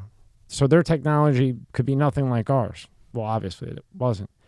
If that razor can move by vibration, sound, telepathic, that's what they think now. And they have some pretty strong data to back it up, extremely complex to get through. But in theory, then that would make it possible on a greater scale of how they moved 70-ton bricks 36,000 feet in the air and aligned north within 1 degree. So with that being said, what you're saying, isn't that kind of similar? Well, there's an overlap, sense. yes, because the question is, where do radical new ideas come from? And, neural transduction theory, which is what I've proposed, suggests that at least sometimes, they're coming from intelligent entities that we can't see directly, but that that at times intervene, and they pass along revolutionary new technologies, new ideas. So that's where there's an overlap, with what you're saying. But the reason why I actually got quite excited about this concept was because it unites a lot of things that are mysterious. So how did the pyramids get built? Could easily be on the list, but also a lot of things that we all experience every day. Dreams, Deja vu, yeah, as in my article, hallucinations, and then things that are kind of fringy, but a lot of people claim are real, such as ghosts and spirits and so on. But all of that stuff, or take my mom. I actually discussed my mom in the article because she sometimes says that she's hearing music. And, if we say, well, I don't hear anything, she said, well, you better get your hearing checked. That's what she says. And the music, she says, is coming from downstairs. And she has never composed music in her life, and she says that would be impossible for her. And she says that she doesn't bother her too much because sometimes it's very soothing, helps her go to sleep. So I said to her, well, what concerns me is that that's coming from downstairs. I'd be more comfortable if it were coming from upstairs. And she said, I'm not going to hell. Don't worry. But, we have experiences like this that are very odd, and we generally, it's almost like Google, we just kind of brush them off. We shouldn't brush them off. These are things that are universal. I mean, dreams are universal. Where on earth, is that content coming from? I always thought with deja vu, it was different dimensions and energy crossing at the, it's just like energy just happened to cross at the wrong time, and boom, you can smell where you were, where the restaurant was, where the boardwalk is that you're going to.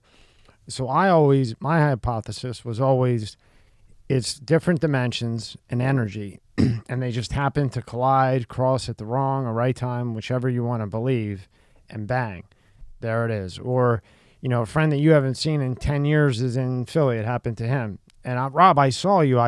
Rob was right here. But see, what you're saying is interesting, and I'm not rejecting it at all. But see, when you say they cross, that's a little vague. I'm saying no, it's the brain. The brain is like a microphone. It actually is a transducer, and that we can test that idea. We can test that theory. It's just a matter of using instruments, for the most part, that we already have, and looking for different kinds of activity in the brain in different locations than we've looked at before. And it would not surprise me if we actually got a research program going, and I don't think it would take that long to find some evidence that either confirms the validity of the theory or disconfirms. Oh, I can't wait until that one's done. Yeah, but that's make sure you get that done before it's the end. Well, this is my life. So yeah. I have taught it at universities. I have done that, but I've deliberately stayed on the fringes. That was my plan, actually, when I was a teenager. I wanted to have freedom to explore things that I thought were very important or that I loved to do, preferably both at the same time would be nice. And I've been able to create that life. I literally work with wonderful people who come from all over the country, and some come from other countries to work with me. Most don't get paid at all. They're volunteers, and they pay their own way, and they work with me for months, sometimes for years. And they're very, very smart, amazing people. So great when you work with someone who's just genuinely interested, doesn't want money, doesn't want a favor, just really interested. That has to be the best for you. Well, yeah, this was my fantasy, and in fact, I've been doing this for most of my life, and I've been able to find funding. That's kind of amazing because I'm doing. I'm out on the edge a lot of the times. I'm going into some area where there's just no one working, and almost by definition, you can't get funding to do that kind of work. You'd have to have a patron in the old days, right? A king who will pay for what you're doing. Fund it with a good rock or something. But I've that's an area where I've been lucky. So we've raised this year close to $3 million to set up the beginning of this digital shield. So we have a monitoring system that's growing right now. I mean, we haven't stopped just because there was an election, and to have this fully built and make sure and to make sure that it's effective, that it's really doing what it's supposed to do, accurate, yeah. stopping these companies. That's the goal. That's a much bigger project than we have now. That's probably a $50 million project. But I feel pretty strongly that we will find the funds. This thing will be set up by the end of next year. That the 2024 presidential election will be an even playing field to the extent that there can be one in the world of politics and campaigns. But we must get these tech companies out of that picture because it makes democracy an illusion. You think democracy is working, and it's definitely not working because there's an incredible digital thumb on the scale that's ginormic, gihugic, whatever the crazy term is you want to use. It makes it impossible. Well, I mean, the point is, you can't. I feel that we can get them to stop. I know because we've gotten them to stop in the past, and we were a hair's breadth away, by the way, this year of getting that letter sent by at least one senator and possibly a group of senators. We were a hair's breadth away, and that would have made a very big difference in the outcome of the midterm elections. But I don't stop, okay? So the system is getting bigger as we speak, and there's going to be a full system in all 50 states by late next year. And we will have in place also, these lines of communication with various government officials and the Federal Election Commission and a bunch of journalists. That's going to be in place. So we'll have our own kind of machine running that should be very effective in counteracting what these tech companies are doing. And we'll have all this in the description so that we can help anything we can do. Well, if people want to help or they want more information, they can go to mygoogleresearch.com. So I've already given you like 30 links probably. I'll put all 30 in. mygoogleresearch.com, that's a place where there are lots of links to my work, various aspects of my work on online influence. But there's also places there where people can donate. They can sign up to get on our mailing list. And, we've had people contribute $1 through this website. We've had gifts as large as $300,000. So a dollar's a dollar, right? 300,000 is 300,000. But anything helps. It all adds up. And we most of the people at AIBRT where we do this work are volunteers, and I am a little embarrassed to say that I'm a volunteer, and that's deliberate on my part. I don't. I'm very, very concerned. I've always been concerned about even the appearance of a conflict of interest, and so I've always it's like in Judaism, they say you build a fence around the law. Okay, so, and I've always tried to build a fence around even the remote possibility of a conflict of interest. So I'm a volunteer, and I'm proud to be a volunteer. And the people who work with me, they're proud to be volunteers too. So there are some people who get paid. When we do monitoring, that requires a very big team. We have, I think right now, 28 recruiters. So, I mean, there are people who get paid, but generally speaking, we do what we do out of love, just love. Care. Yeah. And love for science, love for the truth. In my case, also love of the United States of America, love of democracy, love of the free and fair election. So I am not trying to help any party, not at all. And there are people I know who don't understand that. I'm definitely not trying to help any party. I'm simply putting my love for America and democracy ahead of any kind of leaning I might have, political or anything Right. like that, right? Right. Just want things done correctly. Yeah, and I think in an ideal world, which we don't have, but in an ideal world, everyone would think that way. And I think if more people thought that way, I think we would treat each other more courteously. We would not dehumanize our fellow Americans, which these days has got completely out of control, especially because of the internet. And as I say in this new article, which people can access at themidtermswererigged.com, as I say, all of this insanity and the abuse and the name calling and the finger pointing, all that stuff that circulates online is being circulated deliberately by the tech companies. They control what goes viral and what doesn't. So I know I said that before, but as an old professor of mine used to say, repetition is the mother of wisdom. So I just want to emphasize this point. When you see all this crap, really, that's circulating and all these crazy theories and stuff, please try to just brush them aside, because if you're seeing it, it's because these tech companies want you to see it.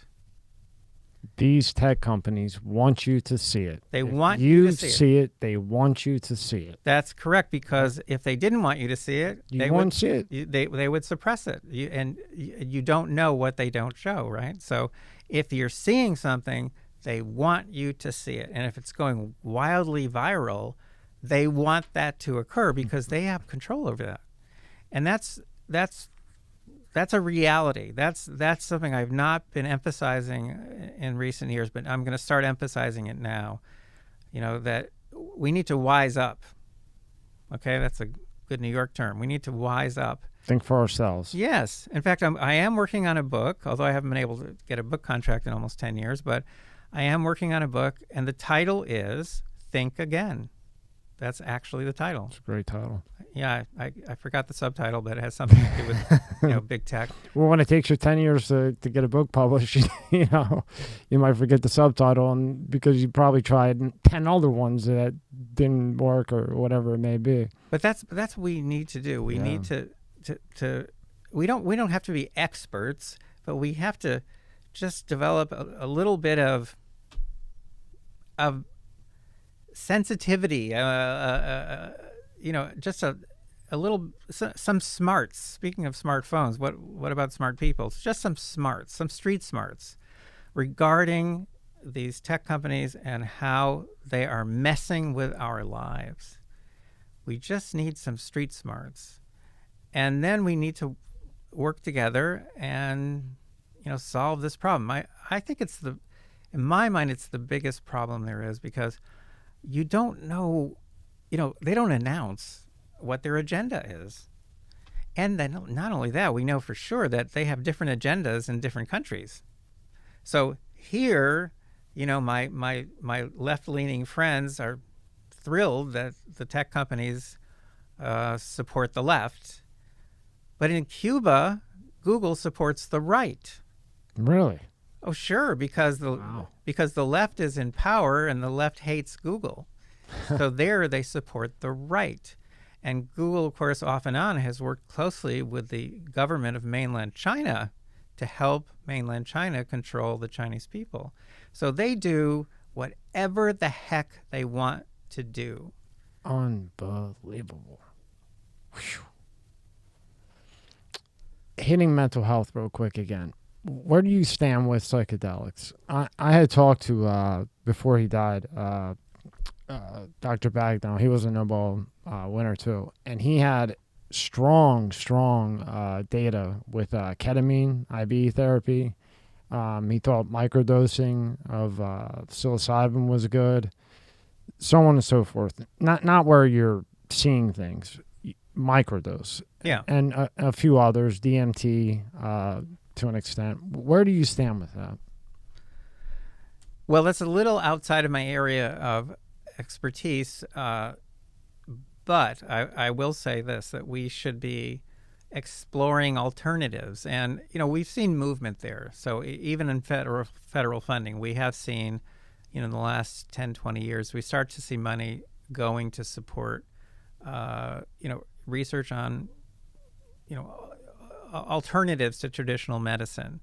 So, there is research that's ongoing. I just saw a new study published on psilocybin, actually, that was had very promising results on treating people with severe depression that does not respond to any other form of treatment. Yeah, that's what I think 2 days ago. Yeah. So, there is research that's which 20 years ago would have been impossible. There is research that's ongoing, and the idea of a medicine, the need for medicine to be holistic, I think that's just widely accepted now. The idea that medicine should be preventative and not just reactive, I think that's widely accepted now. So, here and there, if we fight hard enough, we do make changes, but it's tough. It's tough, and you have to be determined. You have to be persistent, and when things go wrong and you get knocked down, as I have been more than once, you have to get back up. My eldest son has a background in boxing, and he said boxers call that heart. Yeah. You get knocked down, you get back up, and that means you have heart. Yeah, I used to box. That's what my coach would say. Get back up, little guy. Pretty much. Yeah. Another great piece. Can you pull up the parenting tab? Parenting. Well, we know that's a big thing now too. Because what you do as a parent is going to shape the future. I love this here. So take me through this in your, say, 2000 again, patients. And what you had done, correct me if I'm wrong, with this and the stress management, you developed games, exercises, so on and so forth. And when it says, what's a good parent? What I was shocked by, is this accurate? Divorced parents do as well as married parents? Yeah, that's what our data say. There are a lot of surprises in our data that... Weren't you shocked by that one too? Well, we've in the big study that we have under review right now, it's much bigger than that study that's mentioned there. In the big study, we actually have gays and lesbian parents outscore straight parents on our test of parenting skills. It's very slight. It's a very slight difference, but that's not what most people, I think, would guess. They would guess that gays and lesbians would score poorly on a test of parenting skills, but they actually, by a very tiny margin, they outscore straights. So that's why we do research, just to find out. Yeah, because I had my parents divorced, and it was growing up. When I was growing up, I didn't realize it, but it was a mess because, my mother hated my dad. So my mother constantly, your dad's this, your dad's that. My dad was more, yeah, okay, whatever, and it was just a constant thing with that, oh, your dad's not here. What a shocker, Tommy. Well, I didn't realize the guy's working. He's working. What do you want him to do? And back then, if you had to go to work, you went to work. Of course. But that was really interesting. So what makes a good parent? What makes a good parent in your research? What makes a good parent? Well, I'm going to answer that, but before that, Sure. because people could actually do this, while they're watching or listening to us. If you want to measure your parenting skills, go to myparentingskills.com. Pull that up, Rob, please. Thank you.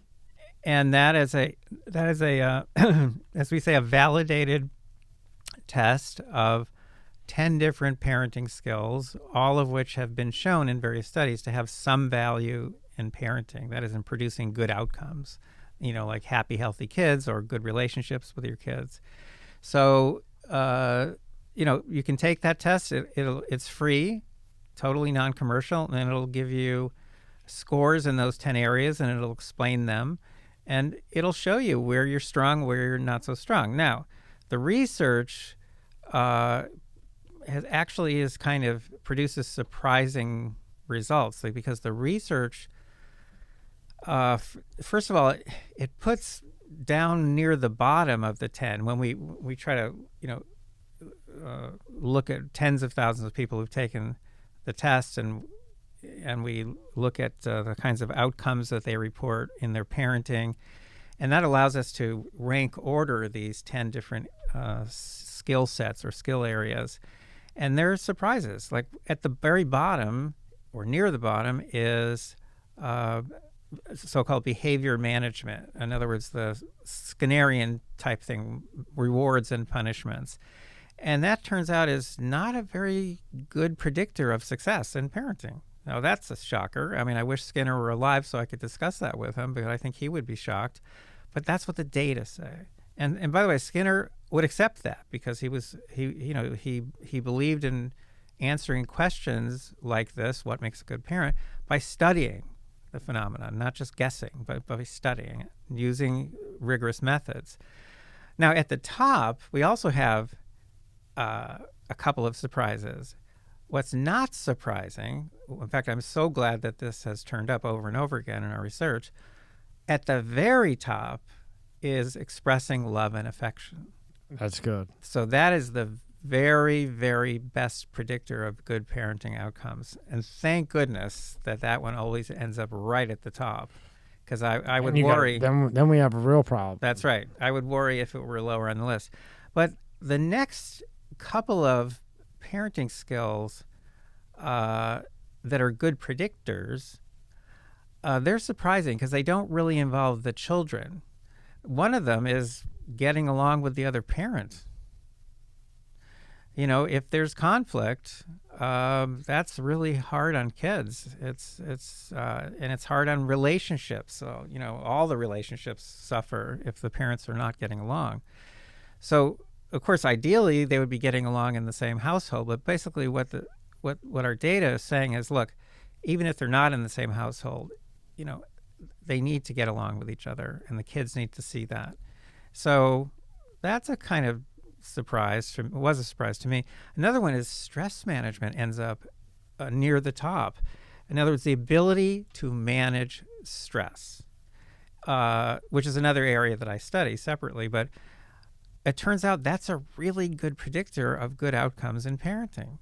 If a parent can handle stress, because parenting sometimes is stressful, that produces better outcomes.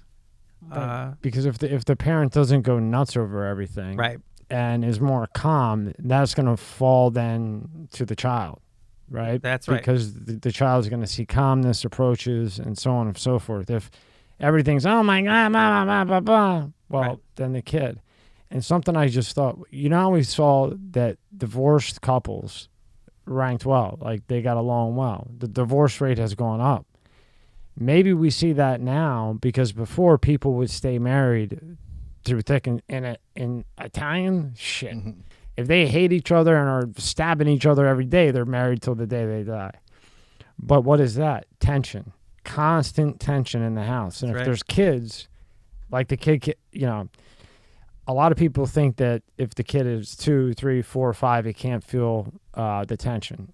Bullshit. We both know that they can. Right. And I'm not a genius, you are.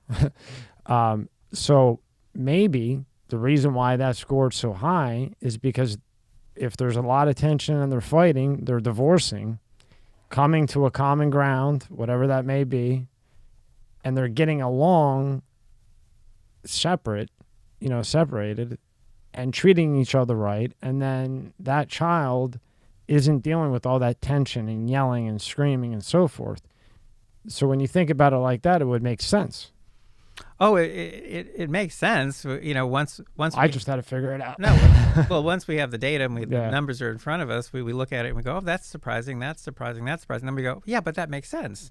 So this is one of the reasons I love doing research. And as I say when we have a new intern who's starting to work for us, I say,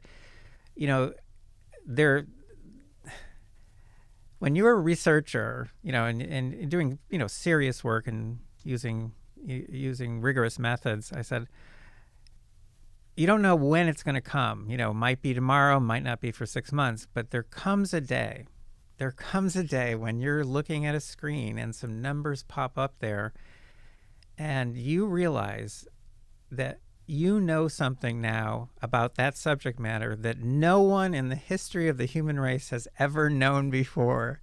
And that is a sublime moment. And I'm very fortunate. I've had that happen over and over and over again for more than 40 years. You're going to laugh at me, but I feel smarter now because now I have a conclusion. I could say, well, hey, divorced couples are doing pretty good. And I think it's because when they get divorced, the child isn't dealing with the tension and so on and so forth. And if you don't believe me, the genius Dr. Epstein has it on his website. Wow. No, I mean, really, it is. The other thing, can you pull up the book tab? Congratulations on Teen 2.0. Oh, yeah. Yeah, you got quite a few awards for that. Got some awards. If you actually got them in the mail, I don't know. But so take me through this. Well, the Teen 2.0 is an updated version of a book I had originally published as The Case Against Adolescence, Rediscovering the Adult in Every Teen. The Teen 2.0 subtitle is Saving Our Children and Families from the Torment of Adolescence. So it's just a newer, updated version of the other one. That book, The Case Against Adolescence, it did win some awards, but also it was cited by the U.S. Supreme Court in 2010. Which I felt I felt very honored by that. As you should. Yeah, and this is a perfect example of some really good work that I've done. Where I'm kind of in wrong place, wrong time, because this is the message of this research and of this book is that the period of life we call adolescence is a mistake. It's not wired into our brains. Okay, that's a myth that's perpetrated by the drug companies, by the way. It's not wired into our brains. How do we know that for sure? Because in more than 100 cultures around the world, there is no adolescence. There's not even a word for adolescence, and there is no period of turmoil during the teen years. Young people, as soon as they're able, start to work side by side with adults, and that's what they do during the teen years. They learn how to become adults. That's really what we should be doing. That's when we learn the fastest, and that's what those years should be for. But we, starting in the late 1800s, early 1900s, we started to separate young people from adults and to house them, corral them, imprison them into schools. And so now they're imprisoned with each other. That's ludicrous. Those are the last people on earth they should be learning from. They shouldn't be learning from peers. They need to be learning from adults during those years. So, what I'm saying is this period of life is not a necessity. There is no such thing as a teen brain. That's absolutely made up. And again, that idea perpetuated by the drug companies so that parents will put their kids on psychoactive medications. And I think I proved the case as conclusively as you can prove any case by looking at at the teenage years from a historical perspective, and then looking at it from a multicultural perspective, looking at teens around the world. And the fact that adolescence is not universal, and again, a lot of cultures don't even have a word for it, that tells you there is no teen brain. That's ludicrous. So in other words, we've created this period of turmoil. We did it by isolating young people from adults, the people that they should be learning from, trapping them with each other, which unfortunately brings them in our society under the control of certain industries, the entertainment industry, the music industry, fashion industry, now has a kind of a control over them. They're all clustered together and they're all trying to impress each other with their music or their clothes or whatever it is. So, we created this period of life, and isolating them from adults is a serious problem. That's a big problem. But we also infantilize them. So that is to say, we treat these young adults as if they're still children. They say, I want to do this, Mom, I want to do this, Dad. And you go, no, you're still a child. And they go, I'm not a child. I've reached puberty, 5 years ago. I'm not a child. And they say, yes, you are. And then they all start arguing. And that's the society we've created. So what I've suggested is that if you want to be a good parent to teens, and so I have another test, which is at teenparentingskills.com. If you want to be a good parent to teens, you should not be controlling, which we tend to be in our society. You should not be a helicopter parent hovering over them. Micromanaging everything they do, right? Violating their privacy, making all their decisions for them. But instead, you should be guiding them into adulthood just as fast as they seem to be ready. You should be helping them into adulthood as soon as they can get there. You want to help them into it. And that's very, very different from being a controlling parent. So, my first two sons, I didn't know this. I started to get curious. Again, that curiosity thing. Because they were so different, I started to get curious, especially about my second son, because he was very mature. And he was very good at doing business things. He was making lots of money with trading baseball cards, for example. I found out that he and his buddies had been taking my red pickup truck, without anyone having a license, and just joyriding in it. But then I realized after a while that obviously he could drive because he had never gotten a ticket. He had never gotten into an accident. He obviously could drive. Why was he not allowed to drive? Why was there an age limit? Shouldn't there be a competency limit, not an age limit? More and more I started getting into my competencies mode, and realizing that ageism, whether you're applying it to elderly people or you're applying it to young people, is wrong. It's wrong. You should judge people by their competence, their ability to do things. He obviously could drive, but I still couldn't let him drive. That's the problem. I'm trapped in a system. I couldn't let him drive because he had to go through all this nonsense starting at age 16. So, that's when I started researching this area, and it was 10 years of research, and I'm still doing research in this area. And it was hard for me. I had to undo all this brainwashing. It was hard. It really took me the full 10 years to finally shake it off. And, my philosophy of parenting now is so different. I mean, literally, I think the most important things you can say to a child, which I've done with my 3 younger ones, is you decide. And I've done that with, my kids when they were 5 years old. You decide. And then I tell them my opinion. I tell them what I think they should do, and my reasoning, of course, depending on their age and how much they can understand.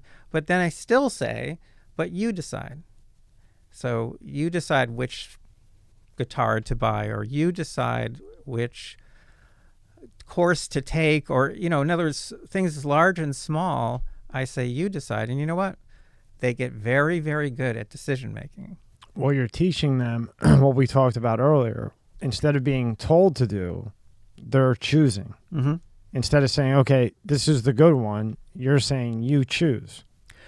And I add to that, because sometimes these decisions are really, they involve matters that are kind of tricky, like, doing drugs with their friends or drinking alcohol or things like that. And I still say you decide, but I give my opinion, and then I say, and no matter what you decide, and no matter how things turn out, I will be there for you. I will support you. I love you.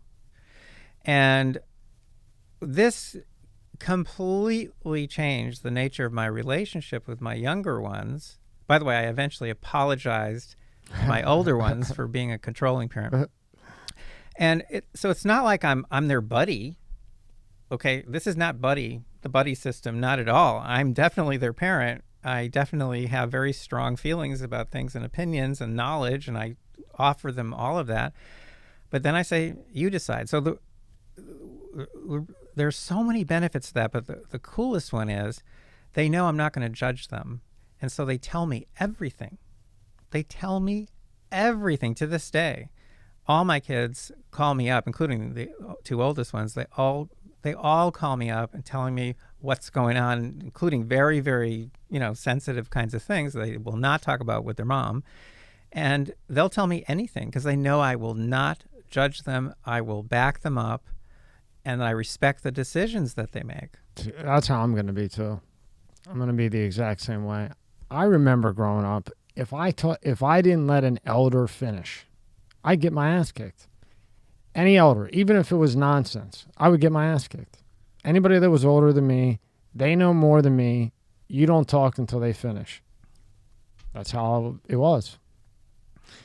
What ages, on average, do you think that the brain, as it's developing, is the most? This sounds stupid, but is the most spongish, or taking in the most data? Well, remember, we really understand almost nothing about the brain. So another way to ask that question is, when do young people learn more, more quickly? And it's during the teen years. That's when we learn. That's why now you still remember all the lyrics to all the songs that you memorized when you were a teen. But, memorizing new lyrics, that's pretty tough. But you still remember that stuff because, you are a kind of a sponge. That's why I think we in our culture, we waste those years because we're trapping teens with other teens who are, as I said, the last people on earth from whom they should be learning. The problem was that in late 1800s, early 1900s, is that we moved away from the apprentice system, which had been ongoing for thousands of years. And it's a good system. It's a very good system. And, and we made schooling mandatory, and then we kept raising the age required for attending school. And as we did that, we more and more we isolated young people from adults. And we also set up, other systems which had bad effects. One is the so-called juvenile justice system. And the problem with that system is, I called it usually the juvenile injustice system, is that when that was set up, that actually took away all the constitutional rights from young people. They always had, before that system came into being, late 1800s, young people who committed crimes were treated in the same courts that, older people were. And that was a good thing because that meant that they had a right to an attorney and they had a right to face their accuser and so on. And when the juvenile justice system was put into place, they lost all those rights. And it wasn't until the 1960s that, some Supreme Court decisions, restored some rights to young people, but they still don't have all their rights. So, for example, if you're under 18 in this country, you do not have to be paid the minimum wage. Really? Yeah, you just have to be paid a certain percentage of the minimum wage, but you can be paid less than the minimum wage. So they never really got back those rights. So this idea of separating off young people under a certain age, that number has changed too over the years. But the idea of separating them off and saying they're all incompetent, they're all Everyone's immature, the same. everyone is the same, but after that, now they're all different from each other. Okay, that's ludicrous. Or saying, well, on the night that they turn 18, they become competent and mature. That's absolutely ludicrous. It is. The people who are incompetent and immature at 17 are still incompetent and immature at 37. I agree with you. There should be a competency test, and that should be based on if you can go get your license, if you can go have a drink of alcohol. Because if you're competent, then you can drink, right, responsibly. You can drive responsibly. It all makes sense. You just summarized my book, Teen 2.0. Yeah, that's ultimately what I recommend is competency tests. Because I build competency tests, so I know a lot about competency tests. But no, I think if you can demonstrate that you're competent, that you know how to drink competently, for example. I mean, again, think of how crazy this is, that just because the clock ticks, all of a sudden you're assumed to have certain competencies that you may or may not have. It doesn't make any sense. What's interesting is in Italy, there's hardly any alcoholics. Hardly any. Because at 7, 5, you're drinking wine. So now when you're 21 or whatever, it's not this forbidden fruit. Right. That, we can go drink, because you've been drink. So it's no big deal when you're 21, because you're given to it with every dinner. I talk a lot about European countries and other countries around the world, and how different, young people are country by country, depending on really how they handle young people. There's I gave a talk about this my work on teens in Scotland, and there was a fellow in the audience who introduced me to a program in Scotland I was unaware of. It's a fantastic program. When someone in the school system is starting to run into trouble, they pull them out of the school system and they apprentice them to a craftsperson. It could be an electrician, but it could be a stonemason. But they apprentice them. So now Great. They're earning some money. They're working side by side with a highly skilled, responsible adult. They had about a 98% success rate in this program. That is fantastic. Of course. And meanwhile, here, wood shop's out, Rob. Cooking classes out. When he told me that there was no wood shop, I couldn't believe it. I could not believe it. Well, again, as we've seen in moving from one topic to another, the world is pretty messed up. People don't think that clearly.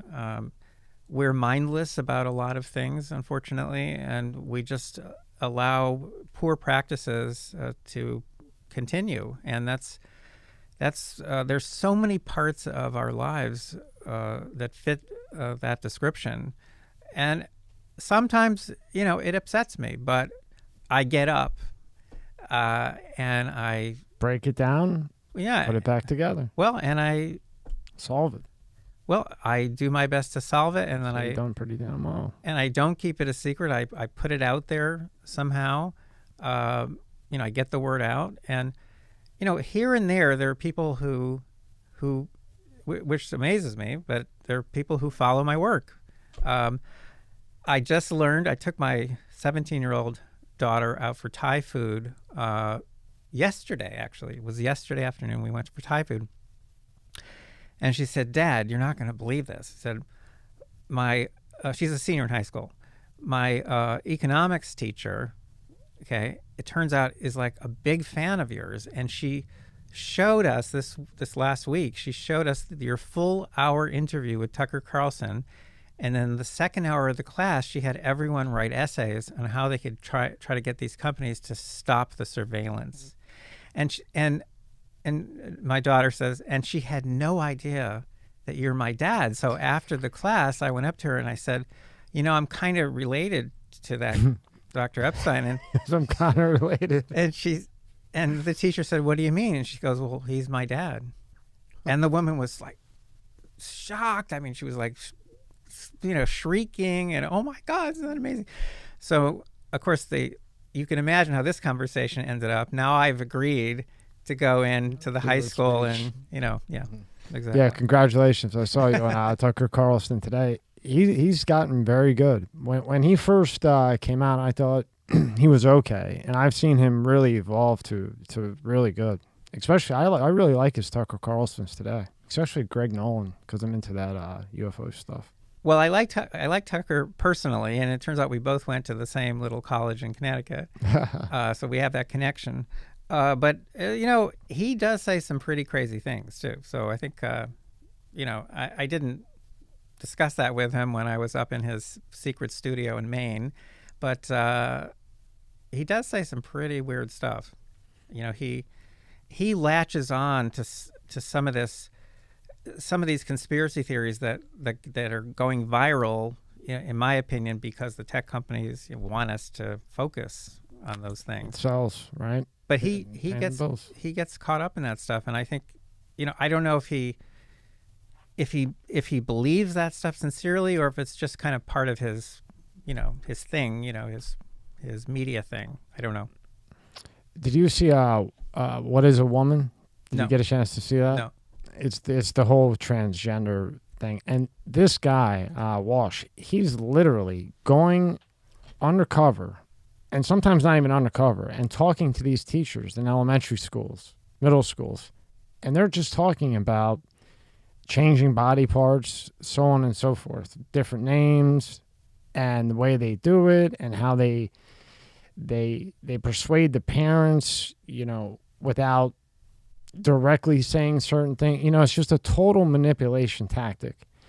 When you first came across that this was happening to younger kids, teenage kids, first off, when did you first see it, catch on to it, and what are your thoughts on it? It's one of those areas that I'm curious about, because it's one of those areas where changing attitudes seem to happen overnight.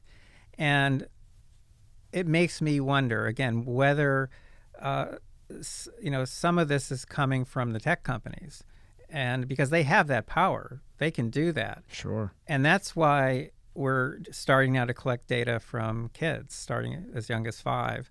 And we'll see. We'll see what we find. I don't know what we'll find, but it wouldn't surprise me, given the kinds of revelations we've seen, at least from Google in the last few years, from whistleblowers, leaked documents, and so on.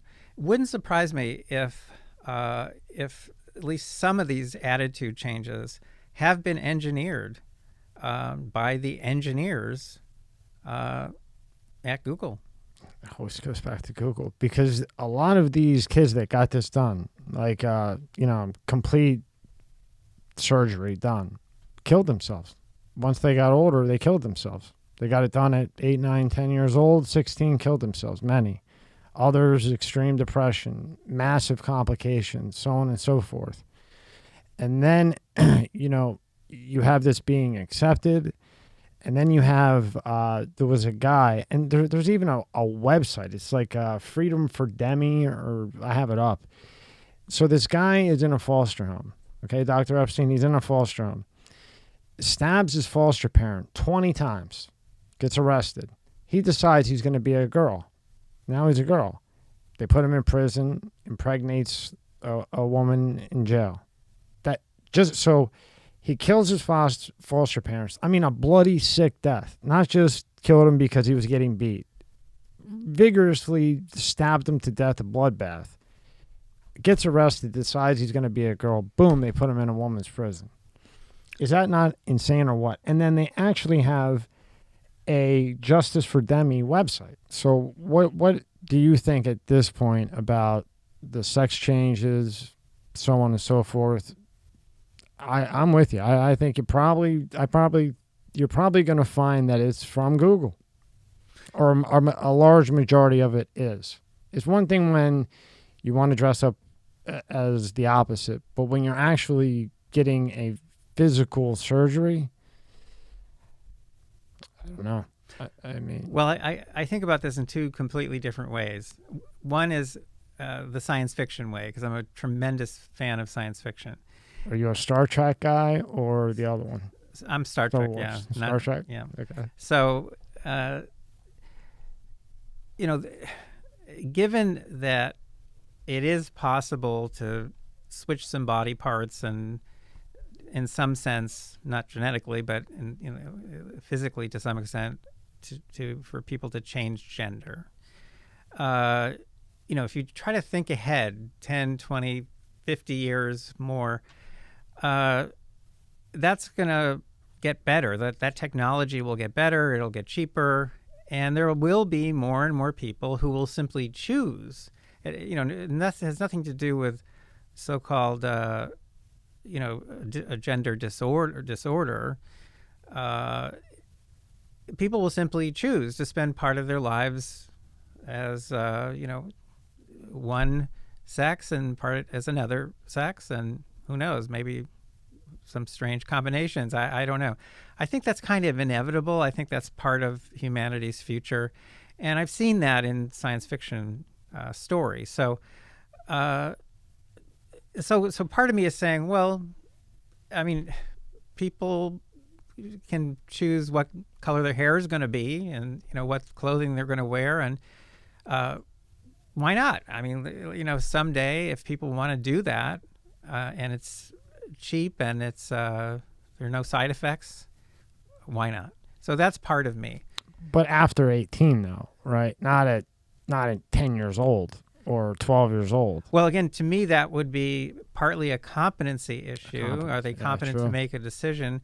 And partly have to do with actual, medical data. In other words, are we doing irreparable harm to someone by putting them through that kind of procedure, when they're under a certain age? So, to me, those are kind of technical aspects of the question. But I still come back to the mystery. The mystery is, how did attitudes, at least in the mainstream, how did attitudes change so quickly? And that's one of the reasons why. And in fact, it's this issue, the transgender issue. That's one of the reasons why I've been wanting for a long time to look at content going to children. And until literally just a few months ago, I couldn't figure out how to do it. So, and also, of course, there's funding that's required too. So, but we got the funding and I figured out how to do it. And we are now getting our first trickle of data from kids. And I'm so thrilled about that, because I know we can make that, just as we've done with adults over the years, we've made our systems bigger, badder, better. We're going to do the same for kids. And I do mean for kids. This is for them. We're going to see, we're going to learn more and more about the kinds of influences they're being subjected to.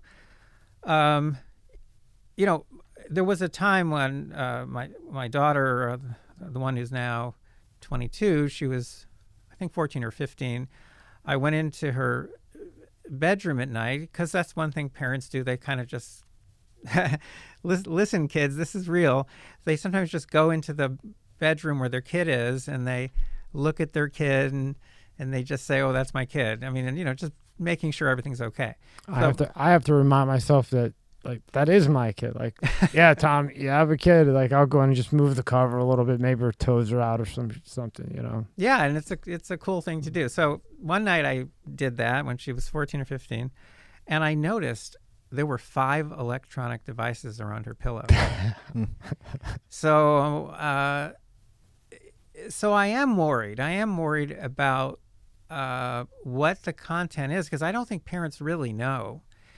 Parents know that there are mysterious things happening, that's for sure, but they don't really know the role that the technology is playing and the role that the tech companies are playing. So we are going to figure it out. It's another one of those mysteries that I'm tackling with my usual partly zeal and partly insanity. We're going to find out. And I'm pretty sure that what we find is going to be alarming. Pretty sure.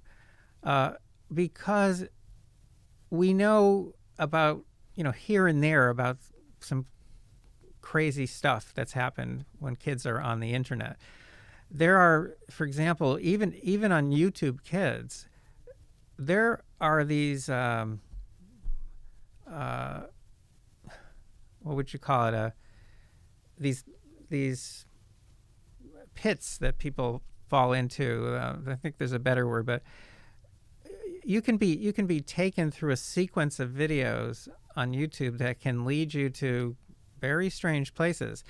There are computer-generated cartoons, for example, that sometimes kids end up seeing for the first time, and then they just continue. And these computer-generated cartoons can be extremely sexual, extremely violent. They're just cartoons, and they're not even well made because they're generated by computer programs. But that's a real thing. So, for example, if I have Cocomelon on, it might play 5 Cocomelons in a row, but then that 6th one is one of these nasty, disgusting videos. Well, there's a good chance that you and other parents don't sit there long enough to see what might actually be happening. Correct. Maybe you do, and you start to see something weird, and then, of course, what you would do is just click away from it and click on something else, and you wouldn't think that this is part of a pattern that's being repeated over and over again for millions of kids. That I don't think that would cross people's minds. No. And then there are documented cases too with one of the school shooters, for example, where he ends up again in this kind of funnel of influence, and he ends up seeing all kinds of crazy stuff about white supremacy. There have been people who've been radicalized to Islam, radical Islam, because of YouTube sequences. So there's a lot of bad things that can happen. They're all under the control of the algorithms, which are under the control of the people, at YouTube. And so, let's document it, let's collect it, let's aggregate it, let's analyze it. And that's what we've learned how to do over the years. It's just we're now just moving into a new age group. And I'm so glad. I'm so glad because I've wanted to do this for years. I honestly just couldn't figure out how to do it.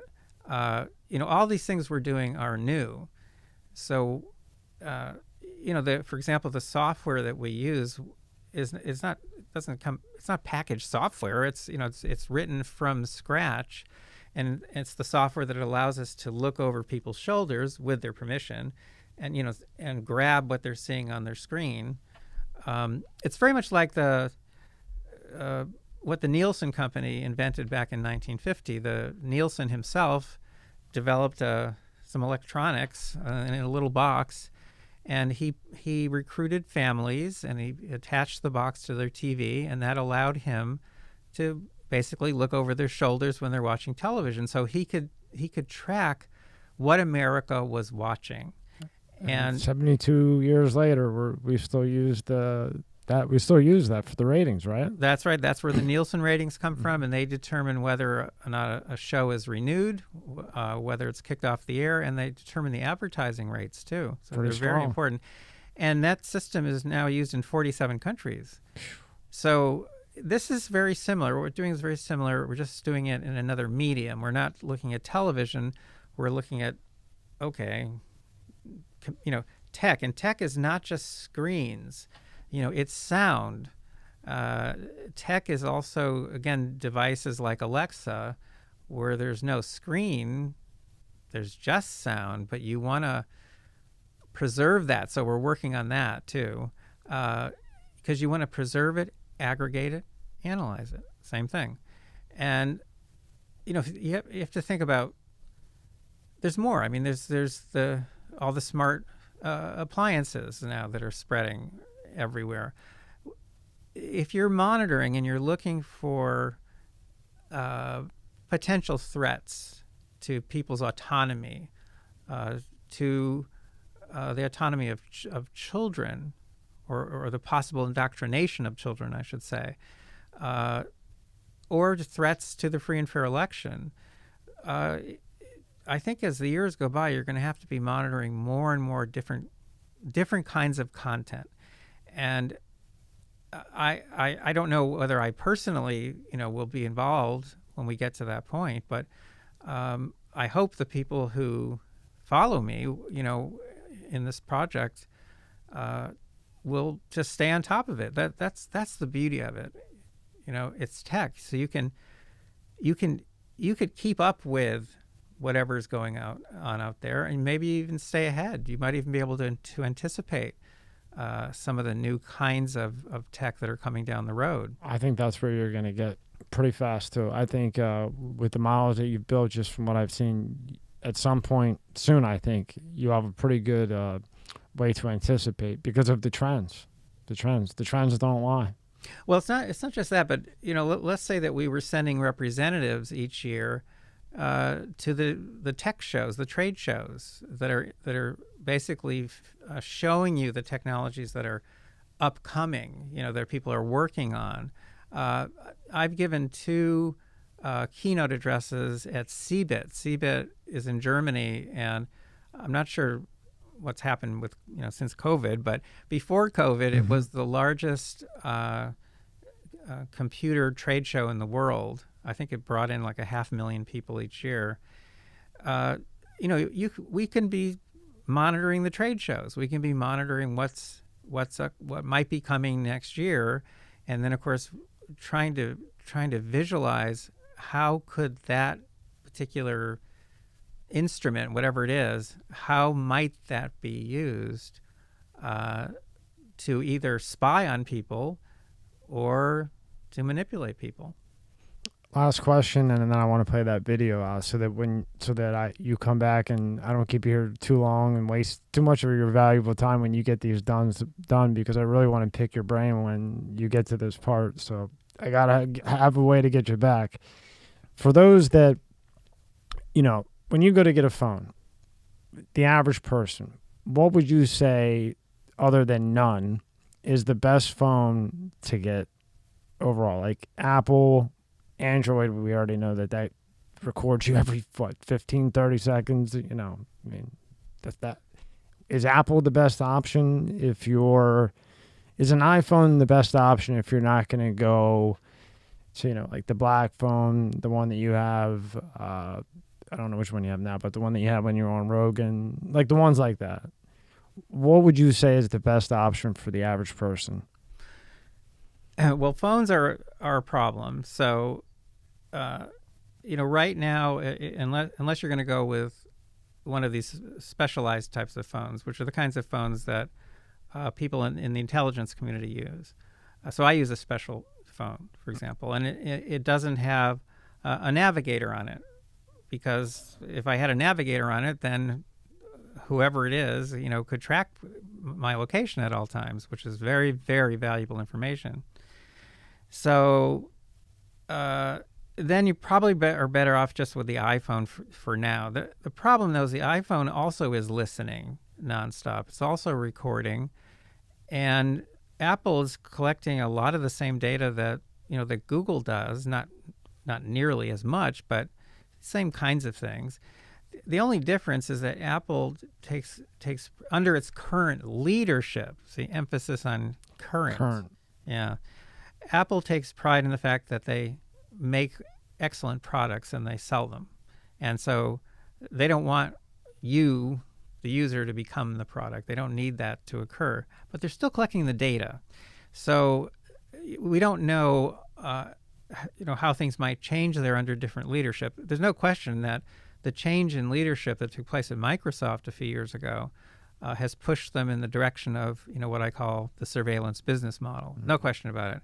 Windows 10 is an extremely aggressive tracker. So is Windows 11. 2016, Microsoft and Google signed a secret pact. The existence of the pact was not a secret, but what's in it, no one has ever revealed. But Microsoft dropped all their lawsuits against Google around the world. They withdrew all their money from organizations that were standing up to Google. And I think at that time they also took a big step in the direction of surveillance. And so the leadership, that's the problem. You don't know who the next leader of Apple is going to be. But for the moment, yeah, unless you're willing to make a couple of sacrifices, give up some functionality, and do a little bit of learning, then yeah, go with an iPhone. But there are alternatives, and there's a project that we have worked on that we're going to grow, and it's called Internet Watchdogs. It has a kind of a non-functioning website at the moment, but it's going to grow, and we are going to make it easier and easier for people to acquire and use easily these alternative phones that protect your privacy. So I use one of those. Rogan was trying to get me to spill every detail about my phone, and I said, I'm not going to tell your 11 listeners or 11 million, I'm not going to tell everyone about how I protect my privacy. He was very disappointed, but the point is that we're going to make it easier for people to do that. So right now, if you want to explore that, you could go to degoogled.com. Degoogled.com. Type that in, Rob, real quick, please. Yeah. Thank you. And they sell some fairly secure phones. Now, unfortunately, some of the phones they sell are Pixel phones, and Pixel's manufactured by Google. I would avoid those. Go to phones, Rob. And which ones here would you recommend? Well, any of them except the Pixels. So hover over phones, please. So OnePlus, any of those, just no Pixels. Obviously, Google. Yeah, and these are phones which in fact do not track you. That's the most important thing. They do not track you. You have access to apps, but not as many. You would be foolish, in my opinion, to install a navigator, because you don't want people tracking location every second. So if you have the choice between OnePlus 9, I watched a lot of videos on OnePlus. I see them growing quick. OnePlus 9 versus iPhone. OnePlus 9 de-Googled would be the better option, right? Me personally? Oh, yeah, absolutely. 100%, right? 100%. I wouldn't even, of course. And again, it takes a little bit of learning, but not much. You don't have to be a tech whiz. And you are giving up some functionality. So, what's the biggest sacrifice I had to make? I had to install a Garmin navigator in my car. Mm-hmm. You know what? I love it. It's much better than any navigator I've ever had on any phone, because that's all Garmin does. They really do it extremely well. So, and when I travel, I have two Garmin navigators. I bring my Garmin with me, and so it was a Garmin that got me from Miami this morning to Palm Beach, which is where we are now. And it's fantastic. I love it. So that's the big sacrifice I had to make was, not bad. Garmin navigator. I think I think it was called the Black Phone, and it had switches on the back, and you could turn it off. You could turn off Wi-Fi, turn off everything. Microphone, another switch, camera. Yeah, you could completely de everything in. Right. Can you play the video of that for Dr. Epstein before we let him out of handcuffs? Just kidding. Okay. Go ahead. Following a car crash on the 78 ramp to the 15. Again, I'm so sorry. Misty was married to Google whistleblower Dr. Robert Epstein. He had testified before Congress over the summer against Google. Well, today, NBC7's Melissa Adon spoke with Misty's husband and shares what he will miss most about her. Can you blow this up, Rob? Misty was in the ICU at Palomar Medical Center in Escondido for several days until she passed. Her husband tells me Misty's poetry was what got him to fall in love with her. An accomplished poet with extraordinary inner depth and beauty is how Misty Vaughn's husband, Dr. Robert Epstein, describes her. Last Monday, the 29-year-old was driving on the ramp from the 78 to the 15 when her Ford Ranger spun out and veered to the left across freeway lanes. CHP tells us it was raining and she lost control of the car and then was struck by a big rig and SUV. Misty was sent to Palomar Medical Center and died days later. She worked at a nonprofit in Vista alongside her husband, Dr. Robert Epstein. The most important thing for you to know about me is that I'm the father of 5 wonderful children. In July, Dr. Epstein testified during a Senate judiciary hearing on Google and censorship. Over the weekend, he shared about his loss publicly on Twitter, writing, quote, "My beautiful wife, Misty, a published poet, succumbed last night to injuries sustained in a car accident. I was supposed to die in your arms someday, but a slippery road has ruined everything. You are not just my love, you were my greatest adventure." Misty's poems were published on several publications. Dr. Epstein says her poetry has real edge because of the tragedy she's endured. In 2015, she lost her sister to a hit-and-run driver. Then recently, the couple was pregnant and lost that baby. They were married for nearly 7 years. Dr. Epstein tells me he's thankful for the support he's received and hopes to continue sharing Misty's poetry to all. In the newsroom, Melissa Adon, NBC7. The CHP tells NBC7 the driver of the big rig in the SUV stayed on the scene and were not injured. They say the Sorry to hear all that. may have caused. Oh, was that still talking about Misty? No, that was They were on the next thing, right? No, that was the same story. Oh, finish that, right? He was just saying that Misty to lose control. yeah, just the truck that was there. Oh, jeez. Again, sorry to hear that. I'm glad you got the poetry. Yeah. Well, I've not recovered as quickly as I, was hoping I would. So, but I also have a therapist who's very good, and but Misty was a very special person in my life, and and there were aspects of that accident too that are bugging me, and they always will. I did talk with a witness who was in the car right behind her, and it was her impression that there was something wrong with the brakes, and that's why she actually lost control. But again, the car, her vehicle, was never examined forensically, and it basically disappeared. That's insane. Yeah. They never examined it forensically, nothing. Just disappeared. Well, it disappeared, and I was Mexico. told it went to somewhere in Mexico. Why would a car on a rainy day that gets hit end up in Mexico? I don't know. That's what I'm saying. I don't know. And then, of course, the timing of it, coming just a few months after I had that warning from that attorney general, that's.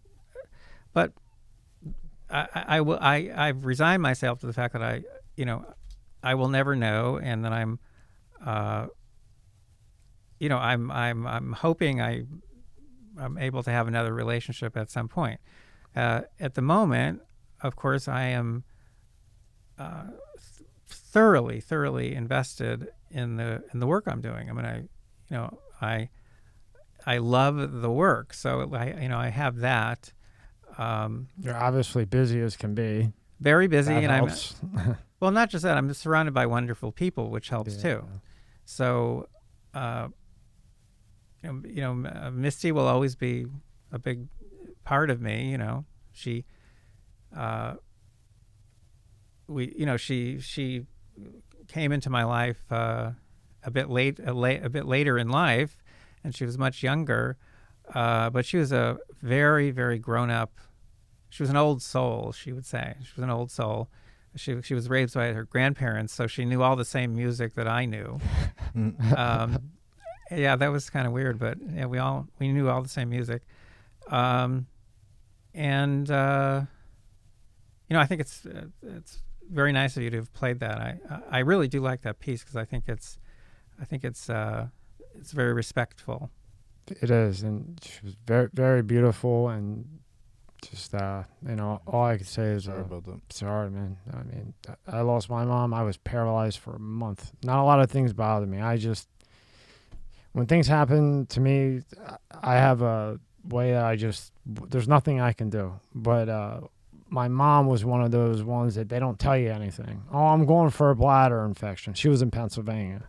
Oh, my stint is in infection, blah, blah, blah, blah, blah.